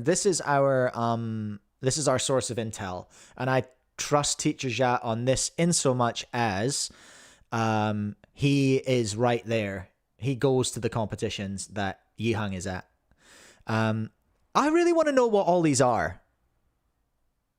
There are a lot of world record certificates here. I assume they're world record certificates. What are they for? What are they for, Teacher Ja? I would love to know. Maybe I'll ask in the comments. Dave Neville, we can't understand anyway, so it doesn't matter. That's a very fair point. If you know this, then you must know it. This video. We want to obtain the same magic cube for our Weilong V11 world record. Yeah, okay. Just a while ago, 2 days before May 25th, Wang Yihang averaged world record with 3.91 seconds. He sure did. Our man needs to learn to... he needs to learn to freak out. Or maybe not. Okay, so yeah, this is a breakthrough for humans. We should clarify, this is the human 3x3 world record. It can be said to be a historic breakthrough. I would say that. And what is about this cube that creates records? It's this cube right here. 20 magnet ball core, magnetic levitation, magic clothing version. Buff full. What? This is the content we're here for, everyone. Buff full. That's worth a poll. Oh, we can remove that now. Let's do a quick poll. Is your buff full? Yes or no?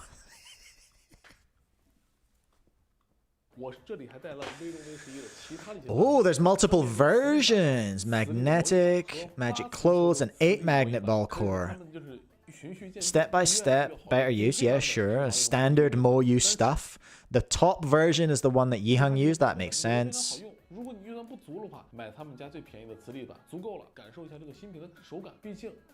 The cheapest one and the most expensive one. There are still many similarities. It'll be the same molds, won't it? It'll be the same molds.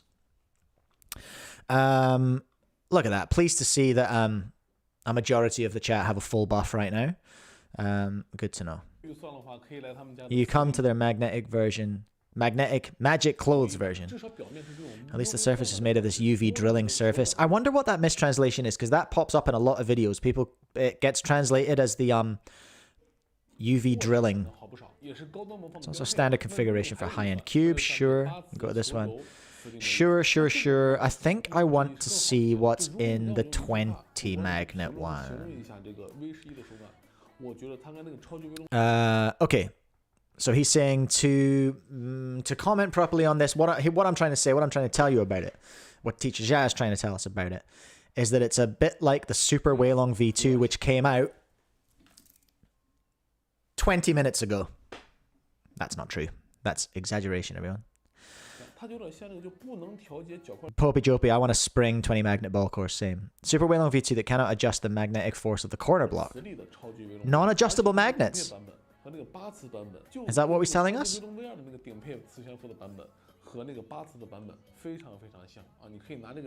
You can compare the feel of that. Then let's change the perspective. Start this issue of unboxing together. Okay, let's do it. Hello. I'm gonna just assume they're saying hello. I don't know that they are. I'm not good at this.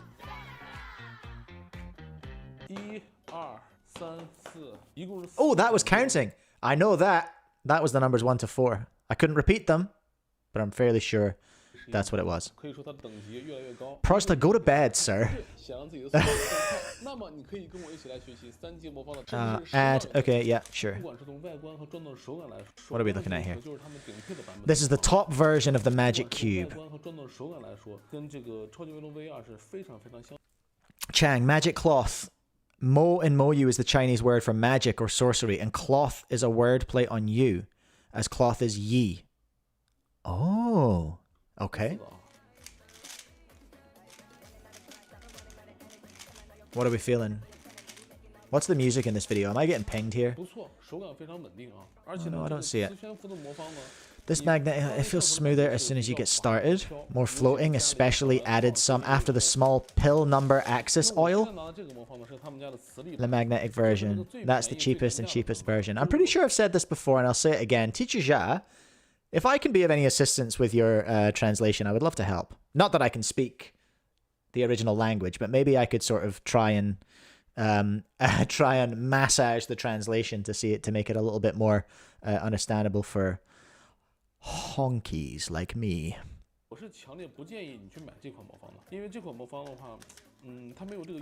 So this is a Frosty. He does not like the Frosty version.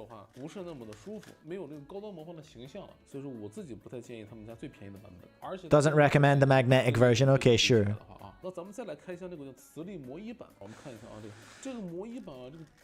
So this is the magnetic UV? No. Is that what he said? The cheapest low-end version. So this is the magnetic with the UV coating. All right. I don't mean I would recommend this one myself, but if you have a limited budget, sure, then you can buy this one. UV drilled. There it is. 8 magnet. Magnetic. UV? It's the non-top match of the Super Weilong V2. Sure. It's a magnetic version that just came out recently. Very similar to this one. It feels useful. Okay. You can take it out and use it right out the box. Okay. I think it feels great. Very good.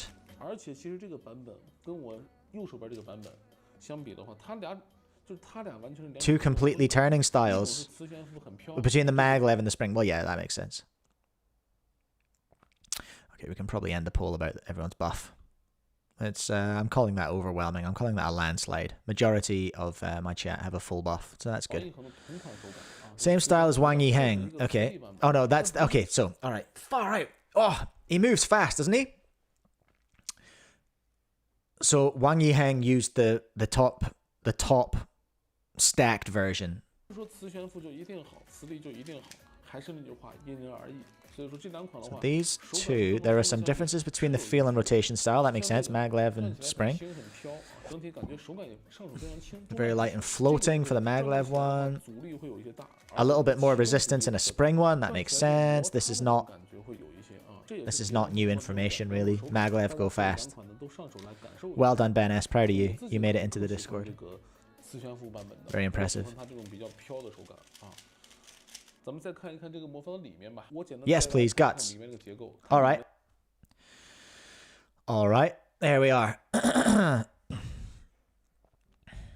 That looks familiar. That looks very standard. This time, the one inside is called the 64 change. 64 settings. 8 wheelbase, 8 speed, elastic adjustable. All right.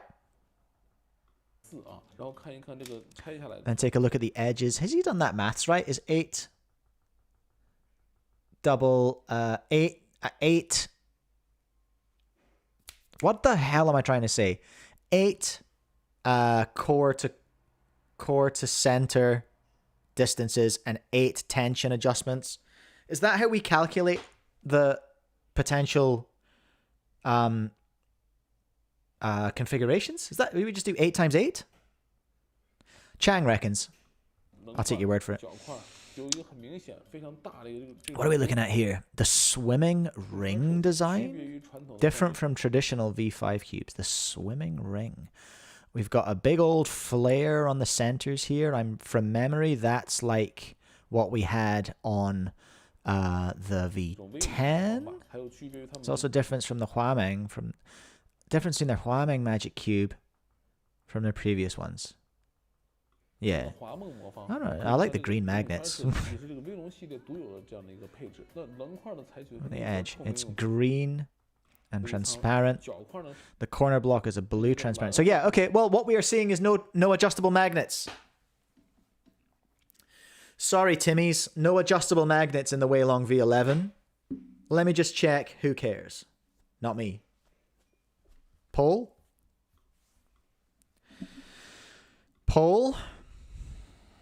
This is just a gauge of the poll. Do we like adjustable magnets, everyone? I don't. I really don't care. But I know it's a bit of a polarizing one. So let's just take a temperature. Here's a transparent ball access. It's a very handsome looking cube. I'll give it that. I will give it that. Very handsome looking cube. Obviously, I'm biased towards the color green because it's my favorite color. 20 magnets in the core. Positioning is very strong. It's a box. No. So they haven't... That's the Huameng box. But they've made the bottom white. That's what I said. Looks more high-end. Sure. Let's see what stuff we're getting, everyone. Pamphlet. Don't need it. Cards. Who's on his card? Who's that? Chen Lin? Sure. Very handsome. And there's our little our battle axe. The little battle axe adjusty boy. For sure. Again, we are in the era now of no spare parts with cubes, so we're not getting that much guff with them anymore.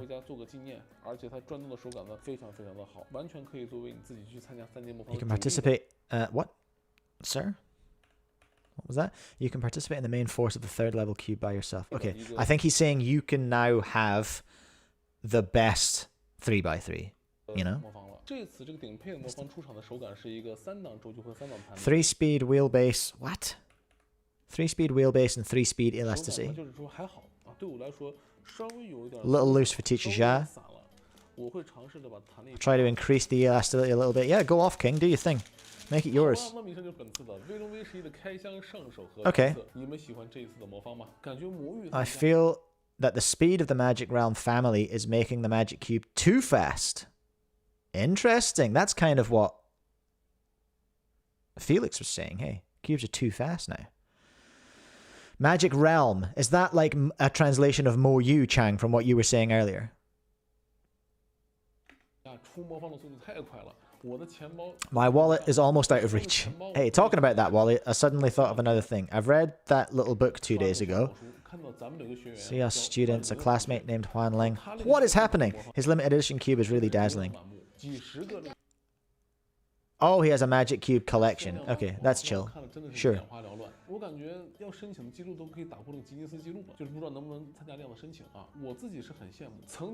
I think maybe he's got a record. Okay, we're getting lost in the sauce here. I think we've probably got what we needed from Teacher Xia there. Maybe. Magic Cube is Rubik's Cube in Chinese. I understand that, Chang. Thank you. But when he said magic... What did he say? Magic something. Magic sorcery or magic... Here we go. Magic Realm. Magic Realm. Mo... You? Because you said something about it being sorcery or something. Anyway, shall we have a look at... Let's look at his short and see if there's... Just because there's a gem in there. Wang Yiheng used it yesterday to break the average world record. This is the first time for humans. This translation is great. This is the human 3x3 world record. Stepping into the 4-second mark. He's used one of those voice filters. They give me major cringe. Dang dang. What about these 4 products I've got? These are the 4 products of Weilong V11 that will be launched in Magic Realm. I think that's mistranslation of Moyu. Yeah. Thank you, Chang. Chang confirming in the chat. I need you to explain this one. Magnetic version, Magnetic Magical Clothing Edition. What version is called 8 Magnetic? And 20 Magnetic version. Let's unbox this 20 Magnetic top-end product. 20 magnetic ball, shaft, ball core, magnetic levitation, magic clothing version. Then what about us now? Just unbox it. Oh, dang dang. Wang Yiheng used it yesterday. Already refreshed the 3.91 second 3rd level Rubik's Cube average world record. Sure. This is the first time for humans stepping into the 4-second mark. I love that mistranslation. What's special about this product? First of all, you can see the box this time has got white. Yeah, okay. A little more advanced. Sure, the previous box should have been transparent on top and bottom. Yeah, it was, eh? Wow. Let's take a look at whether the product is good. I think it feels very light, and very light when you get started. That's standard for, like, standard for maglev. This must be handsome. This feel with Wang Yiheng is very matching. Then his overall turning style... I'm interested to hear where this translation came from, Chang. I think that might be Veyron, Weilong to Veyron, and somehow this time it's ended up here. Although their V11 is still, it's a mid to high end product line, but this performance of his products had to gradually reach the high end, and I feel, all right, sweet. And it's Veyron now. All right, cool. I think we've probably seen enough from our man, Teacher Xia. Is it Cube for Speed? With that, is that going to be in English? I can't remember.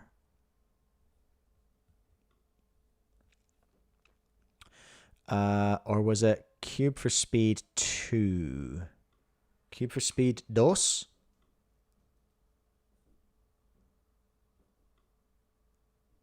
Weilong V11. Here we go. Hold on.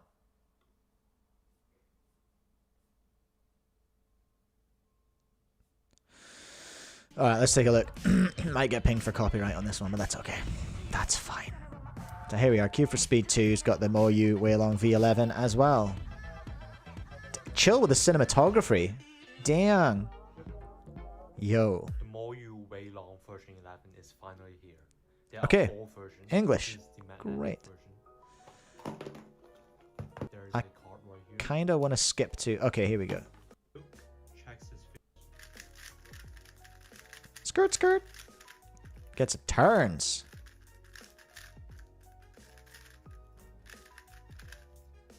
Keep in mind that I've unboxed these cubes earlier, which means that I've set up the 4 cubes using the same kind of loops, the DNM37, Mystic, Silk, Chex's 50k, and this loop. Keep in mind That's that so I've much set lube. How can you have any idea what's going on when you've got 5 different lubes? the settings on I all don't get 4 it. cubes. So these 4 Like 2, and I start to lose a feel of one of them. cubes all have factory settings on the core. Use this tube to turn clockwise and counterclockwise to adjust the tension and elasticity of the cube. I wonder if you can hand adjust them. That's really interesting. It's like an orange cog down the bottom there. That's pretty cool. I like the look of it. These are the corner cuts, 45 degrees. I don't care. I'm not 10. First one cut, 99. So we're not going to go through that. And this one has UV coating. This is the magnetic UV. And we have the 20 magnet. Here we go. Here's the goods. Here's the one we're after. This one has 20 magnets in the core. Ooh, it sounds good, eh? Sounds Moyu. Is that an insane thing to say? It sounds very One Moyu. difference between this one and the 8 magnet ball core is the 20 magnet one has maglev, and all the other 3 versions have springs. Oh, interesting. Is that to say that there's no 20 magnet spring? Interesting. 20 magnets in the core, and yes, the ash also has Oh, okay. So it's got a repelling edge magnet. Well, that's how the 20 magnet ball core system works, I reckon, eh? core. So there are totally 20 magnets in all the edges and corners attached to the core. So this is what the 20 magnet ball core comes from. Comparing the performances on the 8 magnet ball core and the 20 magnet ball core plus maglev. The 8 magnet ball core has some sort of like distinct feel when we turn like each turn. And we can also feel it when turned fast. So we can feel the maglev. I'm not sure what we're learning from these, everyone. I don't know. Like the more I'm watching these videos, the more I'm just like, it's just another fast 20 magnet ball core Moyu cube. I don't know. Like what am I actually learning here? Am I mad? Is anyone feeling like we're getting anything groundbreaking out of these reviews so far? It's like, yeah, it's fast. It comes in 4 versions. Well, let's review what we've learned. I'm pretty sure what we've learned. There's a magnetic matte version. There's a magnetic UV version. There's an 8 magnet spring UV version. And there's a 20 magnet maglev UV version. That's what I feel like we've learned. You know? That's what I feel like we have learned, and that's about all I feel like we've learned. I know that Dylan has one on the way. Let's just have a look and see if we can find any more. That's just Cube for Speed again. Chang, it's just a cheaper, non-adjustable Weilong Super V2. Do we have a price? Is it available? Oh, my glasses are squint. Is it available? Let's go and see. We'll start at Speedcube Shop because they're our sponsor, and that seems polite. Gan 460 V2 UV goated, am I right? Ooh, Weilong V11. No. We don't have it on pre-order yet. I haven't seen a notification from my supplier yet. Weilong V11. No, we do not have... We do not have it yet. Curious Nick, same old, nothing revolutionary. That's kind of what I'm feeling as well. Chang is assuming based on the V9 to the V10. Was the V10 cheaper? Is that what happened? Weilong V10. Hold on now. Let's go back to... Hold on. Oh, fat hands. Speedcube shop. Because I can't tell. I can't remember. Weilong V9. 20 magnet ball core, I guess. There's the big one. 45 freedom bucks. Although that might have changed now that it's sort of discontinued. Weilong V 110. No, steady on. That's not till next year. Am I right? That was a joke about how Moyu released a lot of cubes. Yeah, you're right. It did go down a bit. It did go down a bit. Okay. So if we're looking at that line of, if we're following that trend line of pricing,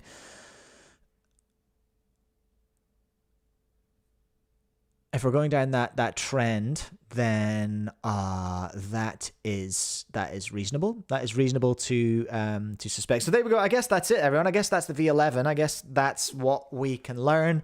It's another Moyu cube with that goes real fast and has UV coating and 4 versions and stuff. Whatever. I don't know. Ben S is absolutely convinced it's going to be cheaper than the Supers. Speaking of Ben S.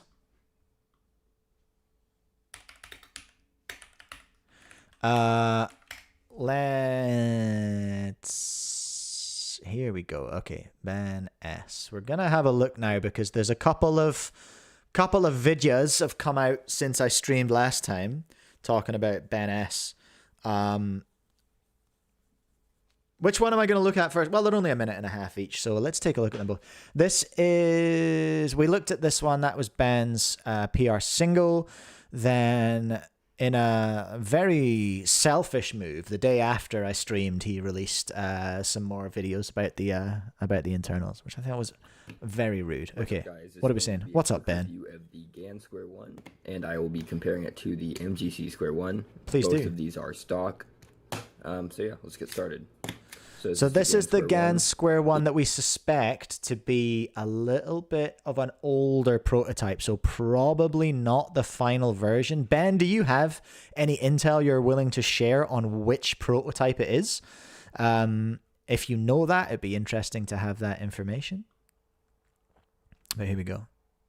It is pretty light. Like, it is noticeably light compared to the MGC. Here, let me put it on the scale. Oh, science. Yeah, so 78 grams. 78 Gs. Compared to this one, which is 90. Yo, grams. what a chonker. Yeah.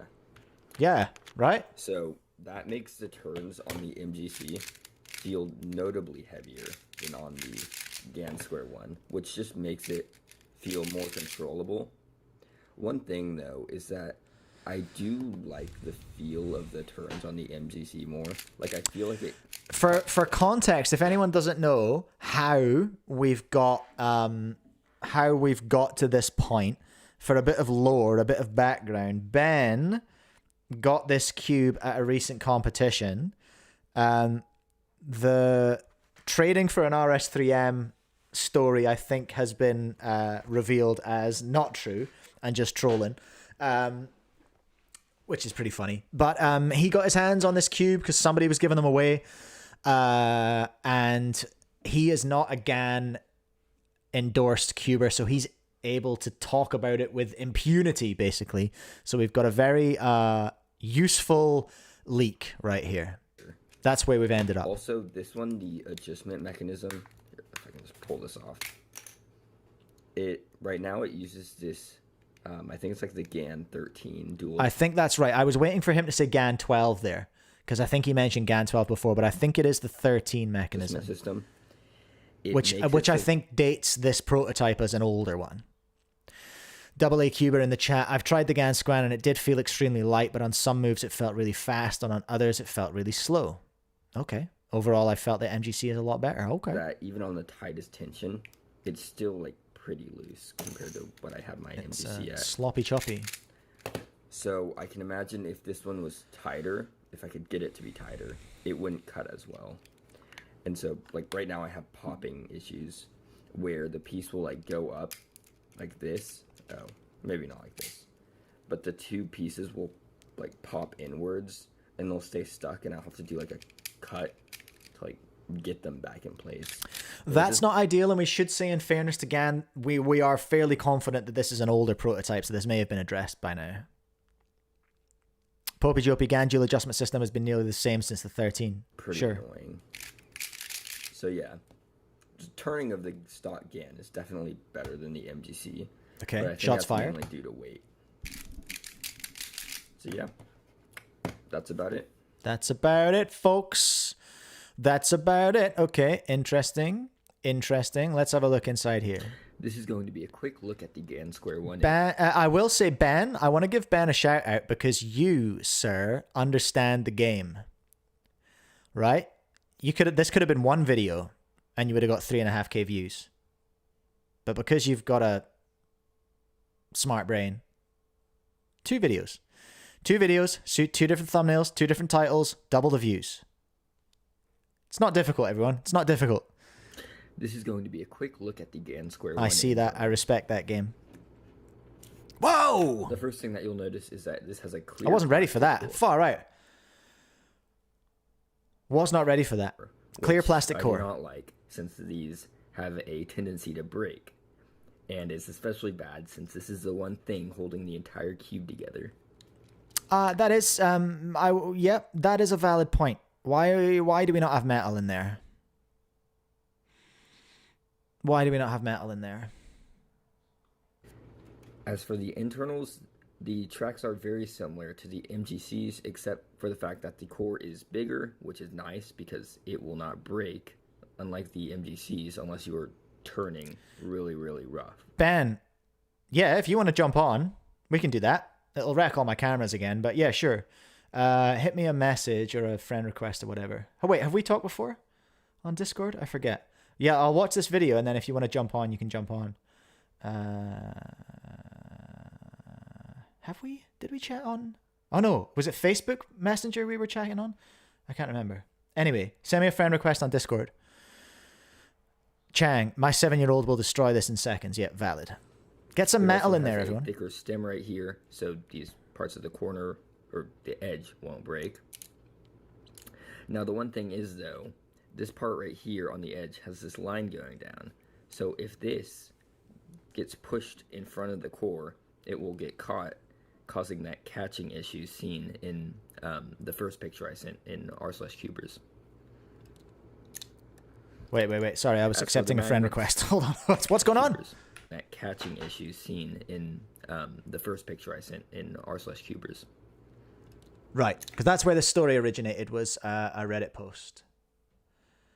Message. Here we go. Yo. Okay. Oh wait, you did message me on Discord. I just didn't recognize your PFP. Right. Let's finish this video and we'll call you magnets, it has these 2 slice magnets which are farther into the core than the MGCs, which makes it a bit smoother. Interesting. Okay, the sure. edges will have magnets. Mine does not because it's a older prototype. Okay.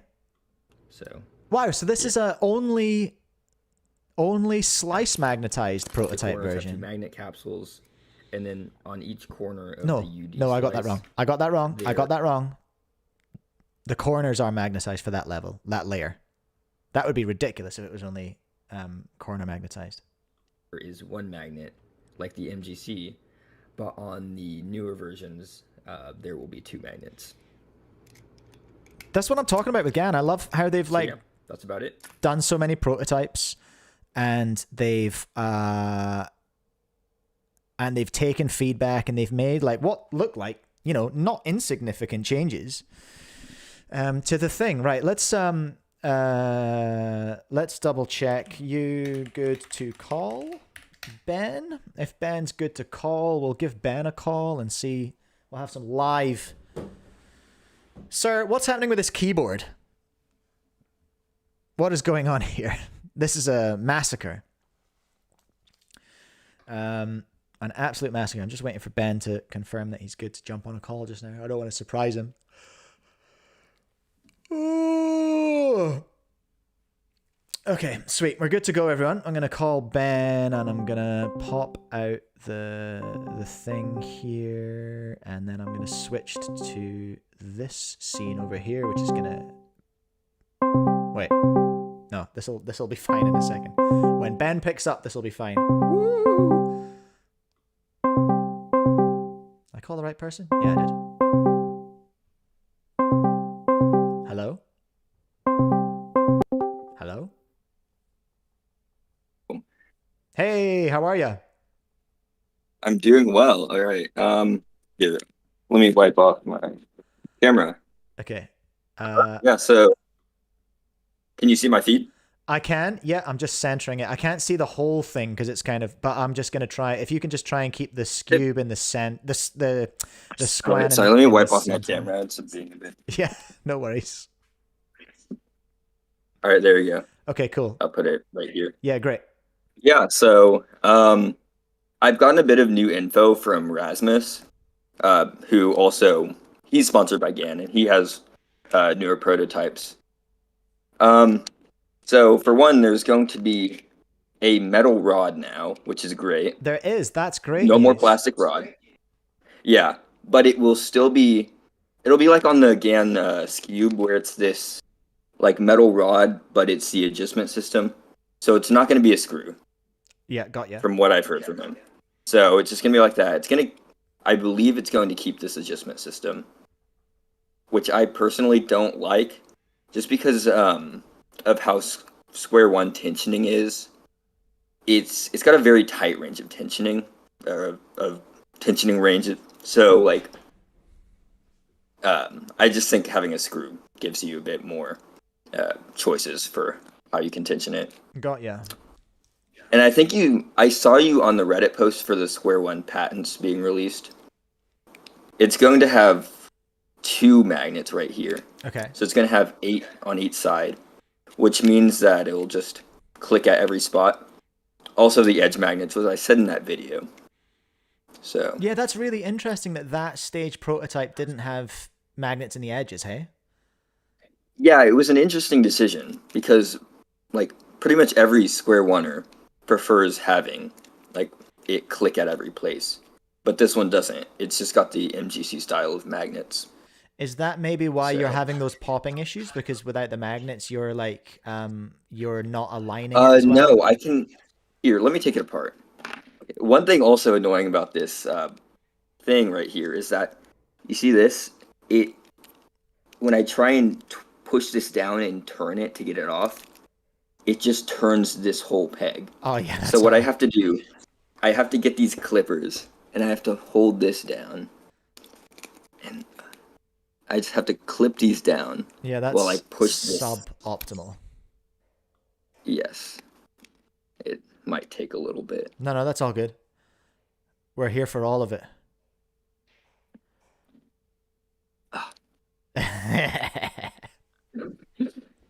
It took me 5 minutes to get off my first time. Oh, no. Yeah, it looks painful. Yeah. Oh, I think I got it. Using the snips is a bold idea. Yeah, I'm not gripping down too hard. Uh-oh. It's almost there. There it goes. There we go. All right. So, yeah, here's the adjustment system, or not the adjustment system, the internal mechanism. And so I think the reason that it's having that catch is because this piece, it's like corner cutting, and then it gets pushed. And this thing right here is now stuck. Okay. And so, yeah, you can sort of see how that gets caught there. And then, yeah, like you saw it on the first Reddit post I made, I had that popping issue thing. Yes. Rasmus said this has been fixed, but I couldn't really tell how based off of the patents. Okay, interesting, yeah. But yeah, Very cool. I mean, it's, yeah. So listen, The what... Cube is what- better in some ways. Okay. But, like, I feel like the mechanism is just worse So- than the MGCs Have you in its own ways. have you tried a newer prototype? I have not. Okay, so everything you're saying is based on the prototype you have, which we know to be an older version. Yes. Okay, that's Like, worth clarifying. based off of the like what I've heard though, it's definitely going to be better. I just think it's really just the adjustment system and this popping issue right here. Those are the two main gripes I have with it. Yeah, okay. Okay, great. So, like, tell us while you're here, like, give us the lowdown on not how you got it, but what your kind of game is. You've just brought up a custom stickered Gan Cube. I can see a custom stickered cube in the background there. Like, and also, and we all need to know about the post in Reddit when you were just like, guys, my Gan Squan keeps popping. Can anyone help? Like, you knew what you were doing. You knew exactly what you were doing. Hey? Yes, that was.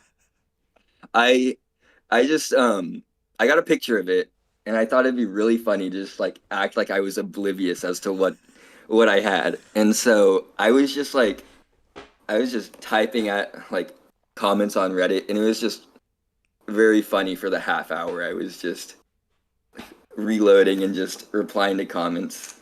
You played the part expertly by replying to the comments, just being like, "What? What's a Gan? I thought everyone had like one." You're pulling my leg. Like, no, this is just a Gan Square 1. I just traded my RS3M. That was inspired. That was that incredible red herring. Everyone was just like, "What? Who would do that? Where has this come from?" And I know you don't want to talk about where it came from for fear of incriminating anyone. I don't think I can say that, but that's fair. I do have one. That yeah. That comment in particular, I thought was genius. That was the greatest sort of throwing everyone off the scent twist to that tale. So tell us about your stickering and stuff. Like, you've got lots of custom cubes that you make. Do you sell them, or are they just for fun, just for you? I do. Yeah, I do sell puzzles. I love modding cubes. I mod Square 1s, which is why I have a decent bit of like knowledge on like the mechanism. Really put the dead Squan aside. Yeah, so like I dye the plastic. So this is a V10 right here. Wow, okay. It's just, yeah, I dyed the caps, and then this one I decided to also dye the internals purple. It's got custom 20 magnet ball core. That's a very cool cube. Yeah, I've been modding cubes for like around a year and a half now. Okay. It's if I can show anything else. Oh, you know what boron treating is?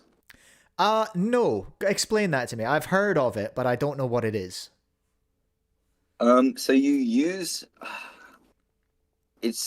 like I use a roach killer, but it's like 99% boric acid. It's orthoboric acid. Roach killer. You mix it with acetone.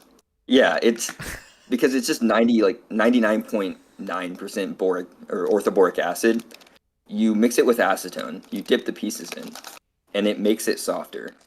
I'm not sure if you can hear it from the sound, but it's got a lower pitch sound, and it just feels softer. Yeah, we're getting bits of that coming through. Yeah. So does that that sort of changes the density of the plastic on the surface or something? Like, it kind of... It sort of adds like a coating to it. Okay. It just makes it feel a little bit softer. It takes a while to break in, but it feels nice. And I guess it keeps the roaches out of your cubes? Probably. I don't think I've ever had that issue personally. Okay, no, that's fair. That's good to know. All right, okay. So yeah, no, I'm sure I have seen you posting about boron coated cubes somewhere, about the fact that you're going to be at some competition selling your boron cubes. I posted in the Cubix Friends Facebook group. That's what it was. Okay. Yes, I have it with me. I have my cube that I posted. This is a Super Weilong V9, or not Super Weilong, the WRM V9, but I force cubed it, and then I boron treated it, which is why it's light. Yeah, another thing about the boron treatment is that it makes the plastic a little bit lighter in color. So that's sick. That reminds me of one of my first cubes. Well, my first like decent cube, which was the Weilong GTS, like the first ever Weilong GTS. And they brought it out in like 6 colors with stickers, and I got the light blue one, and the brown one, and yeah, that's something I miss about older cubes. It's just Like you could get like the colored plastic base with the stickers. They just looked so good. I think, no, mate, we're on the same page. Like, are we ready for the stickered revolution, do you think? You reckon it can ever, will the tide ever turn and come back to stickered? Honestly, I think this just looks better than this. I don't disagree. Stickers, I miss them. 100% agree. That green one is sick as. It would be nice, even if just like, I don't know, like a limited edition. They just sold like sticker cubes. I don't know. I think they've even stopped doing it with Gan flagships. Gan flagship 3x3s used to do it. They're not even, they're just doing like transparent piece ones now though. Yeah, which you can't even cube with. You can't even use them in a competition. Wait, I thought you could use transparent plastic base ones, just not the ones where the actual like stickerless tiles are transparent. Oh, we might have to get a delegate. Are there any delegates in chat? I'm fairly sure I asked one of the delegates in New Zealand and they told me no, but I don't remember stuff good, so there's a very good chance that I've got that wrong. I think I've seen people compete with the limited edition stickered ones. Oh, right, okay. Maybe I'm wrong in that case then. Maybe I'm wrong. But those are sick. I like those a lot. Where can people buy your cubes? Have a plug while you're on here. I've just been selling them by like advertising on Discord right now. I'm trying to make a website, but it's in the works. Okay, it's sure. not done right now. Yeah. Fair enough. Okay, well, find Ben. Ben's in our Discord now. You can go along and find him there. And I'm sure he'll post some pictures of cool cubes. That green one is sick. I love that a lot, actually. That one is really cool. Very, very cool. All right, Ben, thank you so much. I'll hang up on you now and we'll crack on. All right. Thank you for having me on. No worries. Goodbye. Appreciate it. Thank you so much. Oh, there we are. There we are, everyone. It's Ben with the Squan. It's that guy. All right, so that's the Gan Squan update. We know more about the old Gan Squan prototype that isn't the current prototype anymore. And Ben makes cool looking cubes. All right. The 13 Kunlun is legal, Popey Jopey is saying. Oh, we did a poll, didn't we? We did a poll. And it's pretty close. Do we like adjustable magnets? 51% no to 49% yes. Well, I'll be a gosh dang. Another full Brexit situation. Okay. That's how it is it? That's how it is. Well, if you said yes, you are wrong. So just letting you know. With peace and love. What else were we going to do? Do we want to watch that? I'm not in the mood for solving today, and I wasn't in the mood for it last week. I need to do a couple of catch-up matches for MSL. I'm just not in the mood. I started my new job this week.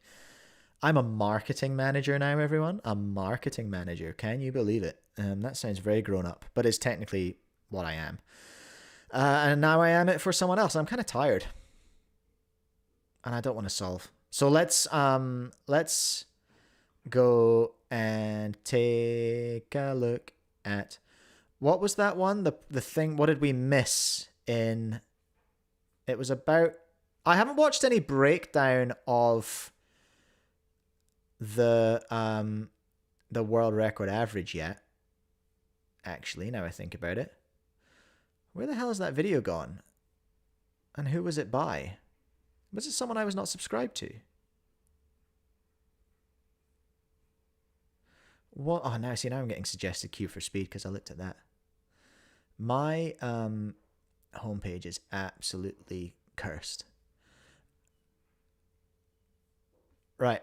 I can't see it. Would you remember what it was called? It was called Yiheng. Let's just search for it. Yiheng Wang 3.91. It should, if he's titled his name. Here we go. Who is this? Tebow. Am I not subscribed to Tebow Cubes? Guys, Oh, I am subscribed. Where is this? 10 hours ago. This is a blind react. I don't know what's going on here, but Tebow Cubes, subscribe. Tebow Cubes reckons we missed something about Yiheng Wang's new record. Go subscribe to Tebow Cubes, everyone. Well, I think I haven't watched this video yet. But Whoever that was, yeah, I'll verify you at some point, Zaid. Right, what's Tebow saying? What are we saying here? Guys, it finally happened. Guys. Yiheng Wang, and Guys, maybe it I'm happened. saying it correctly this time. I've always said Yiheng Wang, but I've been told it's actually Wang. Either way, I believe that. I hear you, brother. I feel you. I thought it was Yiheng. I believe Yiheng Wang. Yiheng Wang. Yiheng Wang. I am not qualified for this, and I don't know why I'm even getting involved. Disregard everything I just said. Thank you. absolutely smashed through the 4-second barrier with a 3.91 world record average of 5. Now, usually what I would do All here right. on this channel is reconstruct all 5 songs. I think we got to. I think we all got to put some work in and start practicing the Yiheng. The sort of you got to punch yourself in the chin, but you're dodging out the way. Like what? Not today. Not today, fist. Whoa. All right. You got to work on that, everyone. All right. That's some homework for you this week. Work on you. Everybody do the Yiheng. Solves and just do a breakdown of how the average went. But since I was on vacation when this Sure thing thing, actually Tabo. happened, unfortunately, a bunch of other people got to the reconstructions first, and I don't want to rip off their videos. So instead, I'm going to be talking about the things that basically nobody's talking about in regards to this insane world record. Let's So go, these sir. are the Let's 3 go. things Give me that the goods. Everybody missed about Yiheng's new Rubik's Cube world record. Starting with his insane turn speed. This is Rico.NG. This is some good content. It's a website with a bunch of reconstructions of some of the fastest solves from the top cubers in the world. And here you can see reconstructions of the 5 solves of this average by Yiheng. And if you look here, the move count of these solves in this world record average are like 64, 58, 48, you know, pretty good, but kind of average as far as CFOP solves go. And if you see here, we have a Tingman solve from earlier this month. That's a that was 45 in there. 50 moves. We have a Schwani solve that was 47 moves. Mine are So- all like 80 or 90 when I work on the smart cube. Really, these are I'm not kind of good at average cubes. Move count, and I know Yiheng is known as an efficient solver. Dave, the banner is an automatic thing that is not working. That's done through Mercury at Stream Elements.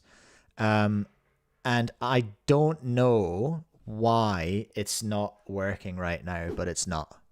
Oh, it's bringing up my stuff. Here we go.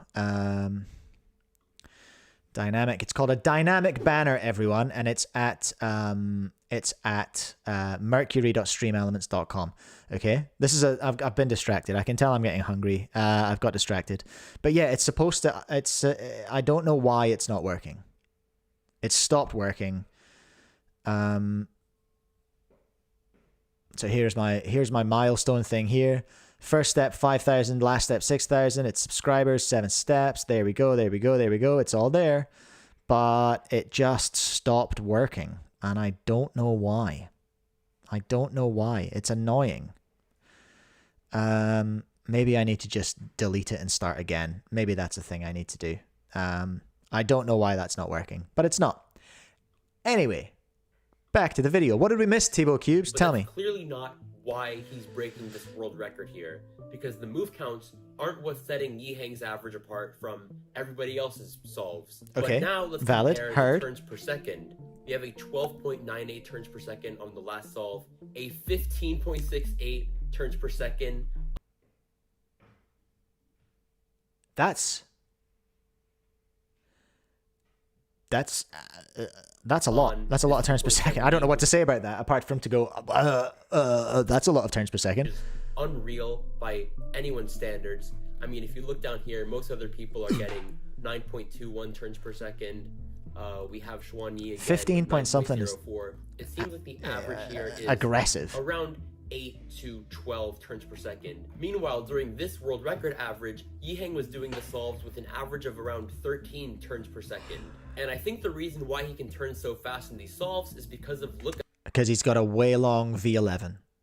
ahead. Oh, look See, ahead. During Okay. inspection, Yiheng can look so far into a solve that he can pretty much do the cross and first pair Flex. without Love thinking that. about it or looking at it pretty much every time. And since he already knows what to do to solve the first couple steps of the cube, he can then think ahead to how he's going to solve the next few steps, which means he pretty much doesn't have to pause at all during his solves. That's why this turn per second is so high. True. There's the pauses And just it's don't clearly exist, hey. why he broke this world record. By the way, at the end of this video, I'm going to be trying these world record scrambles for myself, And Great. before we get to the second point Love that. everybody missed about this world record, Ad? I want to ask you guys a quick favor. Oh. As you know, Like I'm and subscribe? sponsored by speedcubeshop.com, the Hey, me too. greatest cubing store in the world. And if you second shop at best. Speedcube Shop like I do, To I wanna ask that speedcube.co.nz. next time you order a cube from there, you use the code TBO Cubecast. at checkout for 5% off. Use code It not Cubecast. only shows your support for the channel, but lets the guys over at Speedcube Shop know that these videos are No, use worth T-Bo. investing in, so I'd really appreciate it. In fact, from now on, if you send me a picture or a screenshot of you using the code TBO at Speedcube Shop, KK then Cubing. I'll give Yihan you can a shout inspect out in a on this fourth channel pair. for That's free. But actual, if you really want to show that extra like, bit of support, alien I've also weaponry launched stuff. a channel memberships program where you can unlock Oh, a membership. access Go to off, extra King. bonus videos, get your solves and videos critiqued by yours truly, and so much more. Just click join below this video to learn more. Oh, he's got tiers. The Okay. second thing about this average that I think makes I haven't it done super tiers yet. interesting is I might not do. only how fast Tell me, it tell me, is, what next? But how much faster it is than the previous world records. So ever since Yiheng first broke the world record average with his 4.69 in 2023, Nice. we've been seeing minor improvements from him. For example, Sure. 3 months later, we saw him break that by 0.21 seconds with a 4.48. Nice edit. And 0.12 seconds. with I've a done that before. 4.6. And then a month after that, he broke his own record by 0.11 seconds with a 4.25. Sure. And so on and so forth. Sure, But sure. if you see here in November 2024, he broke his own 4.09 world record with another 4.09. He literally tied it because the times were getting so fast. That it was just wacky. so much harder to break through that barrier. And here, only a month later, he's still breaking his own records, but he broke it by just 0.04 seconds. And then 4 months after Okay. that, he broke What it is the point? again What's by the point here? 0.02 seconds. So he keeps Did you, sir? Did you make 2 mistakes in that maths and then have to go back and edit them? You are seen. You are seen. I feel ya. improving on his I've own done that. record, but the improvement gets slower and slower and less drastic as the world record gets harder to break. Well, he's plateauing. This is like when you're at the gym and you're new at the gym, and then the weights you lift are going up and up and up, but then they start to plateau as you reach sort of your point where you have to start doing things differently, and you have to start. There's just less room for improvement. This is But normal. this week on Sunday, he broke his own world record. Oh, by I a see. whopping He's making a point. Yeah, there we go. 0.12 He's seconds. broken the He didn't plateau. just crawl over the sub 4 barrier. He absolutely smashed through it, leading me to think, what if this isn't the end of 3x3 average improvement? What if we can start seeing a Well, it's not. 3.6 average, a 3.5 average? I mean, who knows? And that leads me Okay. When do we get 3.5? I feel like it's easy to sit on this and go, oh my god, 3x3's cooked. Yo, 3x3's cooked. It's cooked. We're all cooked. The game's over. It's over. It's not over. It's not over. What month is it? May. I might have to make a claim. Might have to make a prediction here. Beat by the end of the year. Not beat at Worlds. Not beat at Worlds, but beat by the end of the year is my prediction. Beat by who? Beat by Yihang. Yihang will beat it again by the end of the year. That's my prediction based on vibes. Source, vibes. Prozzta, go to bed. straight into my third reason why this average was so interesting that I haven't heard anybody talk about, which is how much faster it What's could have happening? been. Here's what I mean. What? Before Yiheng did his 5th solve, you could take the Oh. average of his best 3 solves and get a best We were on for possible 375. average of 374. 3.74 seconds. Okay. Okay, King. Here's a list that I found of the top 20 best possible averages of all time, and surprise, surprise, nearly all of them are Yiheng. And How did he get this? 4 best possible average would rank 2nd in the world. Excuse me, sir? Where did this come from? It's on our cubers. Wow. Best BPA we've ever had was 3.57. Stop it at Jian Cherry Blossom 25. 3.57. Okay, maybe he's going to come to this point. But the BPA, he didn't even get close to that as the BPA. with the world record. Interesting. Interesting. So if Yiheng hadn't gotten a 4.9 on that last solve, that was unfortunately his worst solve. But if he had gotten something even faster, then we could have gotten a 3.7 world record average. Sure. It just goes to show that even though 3x3 solves are getting really, really fast these days, we're still not at the end of 3x3. Like What a lot of fascinating people say. list. And now, That's as so promised, smart. I'm gonna try these scrambles for myself and see if I can get some good times on them. Sure, let's Now, watch look, him. I know I'm not as fast as Yiheng, but I do have Same. an advantage that he doesn't here, and that's that I'm color neutral, which means I can Oh. potentially see extra cross solutions that he didn't. Okay, obviously, that's just huge cope, and there's no way I'm beating Yiheng with these scrambles. That is huffing but copium. Since my biggest cubing goal right now is to get sub 10 at 3x3, my main goal with this Okay, average is just Humble to get King. a sub 10 average. The cube I'm using, I like by that. the way, is the Gan 14 Pro, and as I Ew. said earlier on in the video, you can use the code TIBO to get 5% off on this cube or hundreds of others. Not using a GAN cube to recreate Yihang solves is That's TEBOE. disrespectful. It really does help me out, so consider using it next time you Use shop the for man's food. code, everyone. This Use was his just a code. super quick video to cover this incredible new world record. But Did I next pin his week, channel? I have a video coming out Go and about an subscribe. even more impressive Go and world subscribe record, in to my opinion. Thibaut Cubes. Has he got? What are we looking at here? What are we looking at here? What are we looking at? Are we at a K? Whoa! Okay, we're at 805K. Ha! All right, never mind. Don't subscribe to him. Actually, So 805K. subscribe to make sure you don't miss it. My average ended up being 805K. 882 views on a full on a video 10 hours ago. Shorts game. Smells like shorts. a 10.05 here, which is just barely above 10 seconds, but not bad either way. I'll see you in my next video. All right. Thibaut, shorts game, popular. Okay. 155 millis. Okay, yeah. Shorts game. Which one is cake? Dang. I don't know, man. I don't know. Oh, that's a tough one. That is a tough one. Anyway, that's Thibaut Cubes. That's Thibaut Cubes, everyone. What is it? 11:54. I should probably go. I have to have some lunch. I didn't do ads today. I didn't do any scubing today. But it is what it is, everyone. Okay, I'm going to go like and subscribe. Tell all your friends. Thank you to Prozzta for joining in today. Thank you to all the channel members. Thank you, Speedcube Shop. Use code Cubecast. Thank you, Cubing Life Academy. Use code Cubecast. Use code Cubecast at speedcube.co.nz as well. Oh, thank you, Ben, as well. I forgot. All right. Today's show was... This might be the most ADHD show I've ever done. I literally didn't make a plan for today. I haven't done that in 42 episodes. This is the first one I've ever done without a run sheet. And it was chaos, but I kind of enjoyed it. KK Cubing. No, I'll do... Maybe I'll stream a couple of matches of MSL exclusively so that people can just be there for the matches. And we'll get back to regular programming.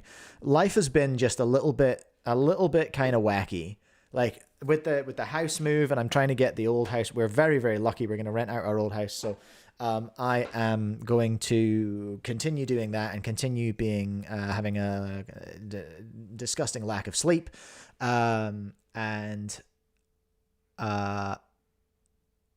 what was I saying? I'm tired and I'm confused. And I had a new job. I started a new job this week as well. So I was like doing, I've Monday, Tuesday, Wednesdays, I'm working there.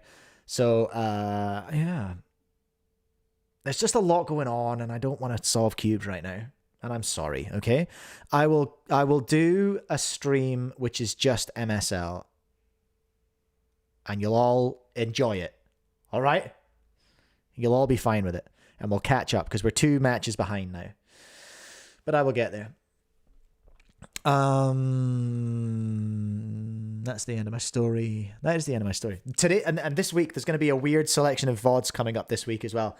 Because I've still got videos from last week. I've still got videos from the week before. And I've got this week's videos. So you're going to eat this week if I stick to my plan of just pumping out the videos. Oh, Popey Jopey, the Shadow V3. That's right. I was going to look at that as well. No, we're not. Not today. Because I'm going to go. Love your work, everyone. Goodbye.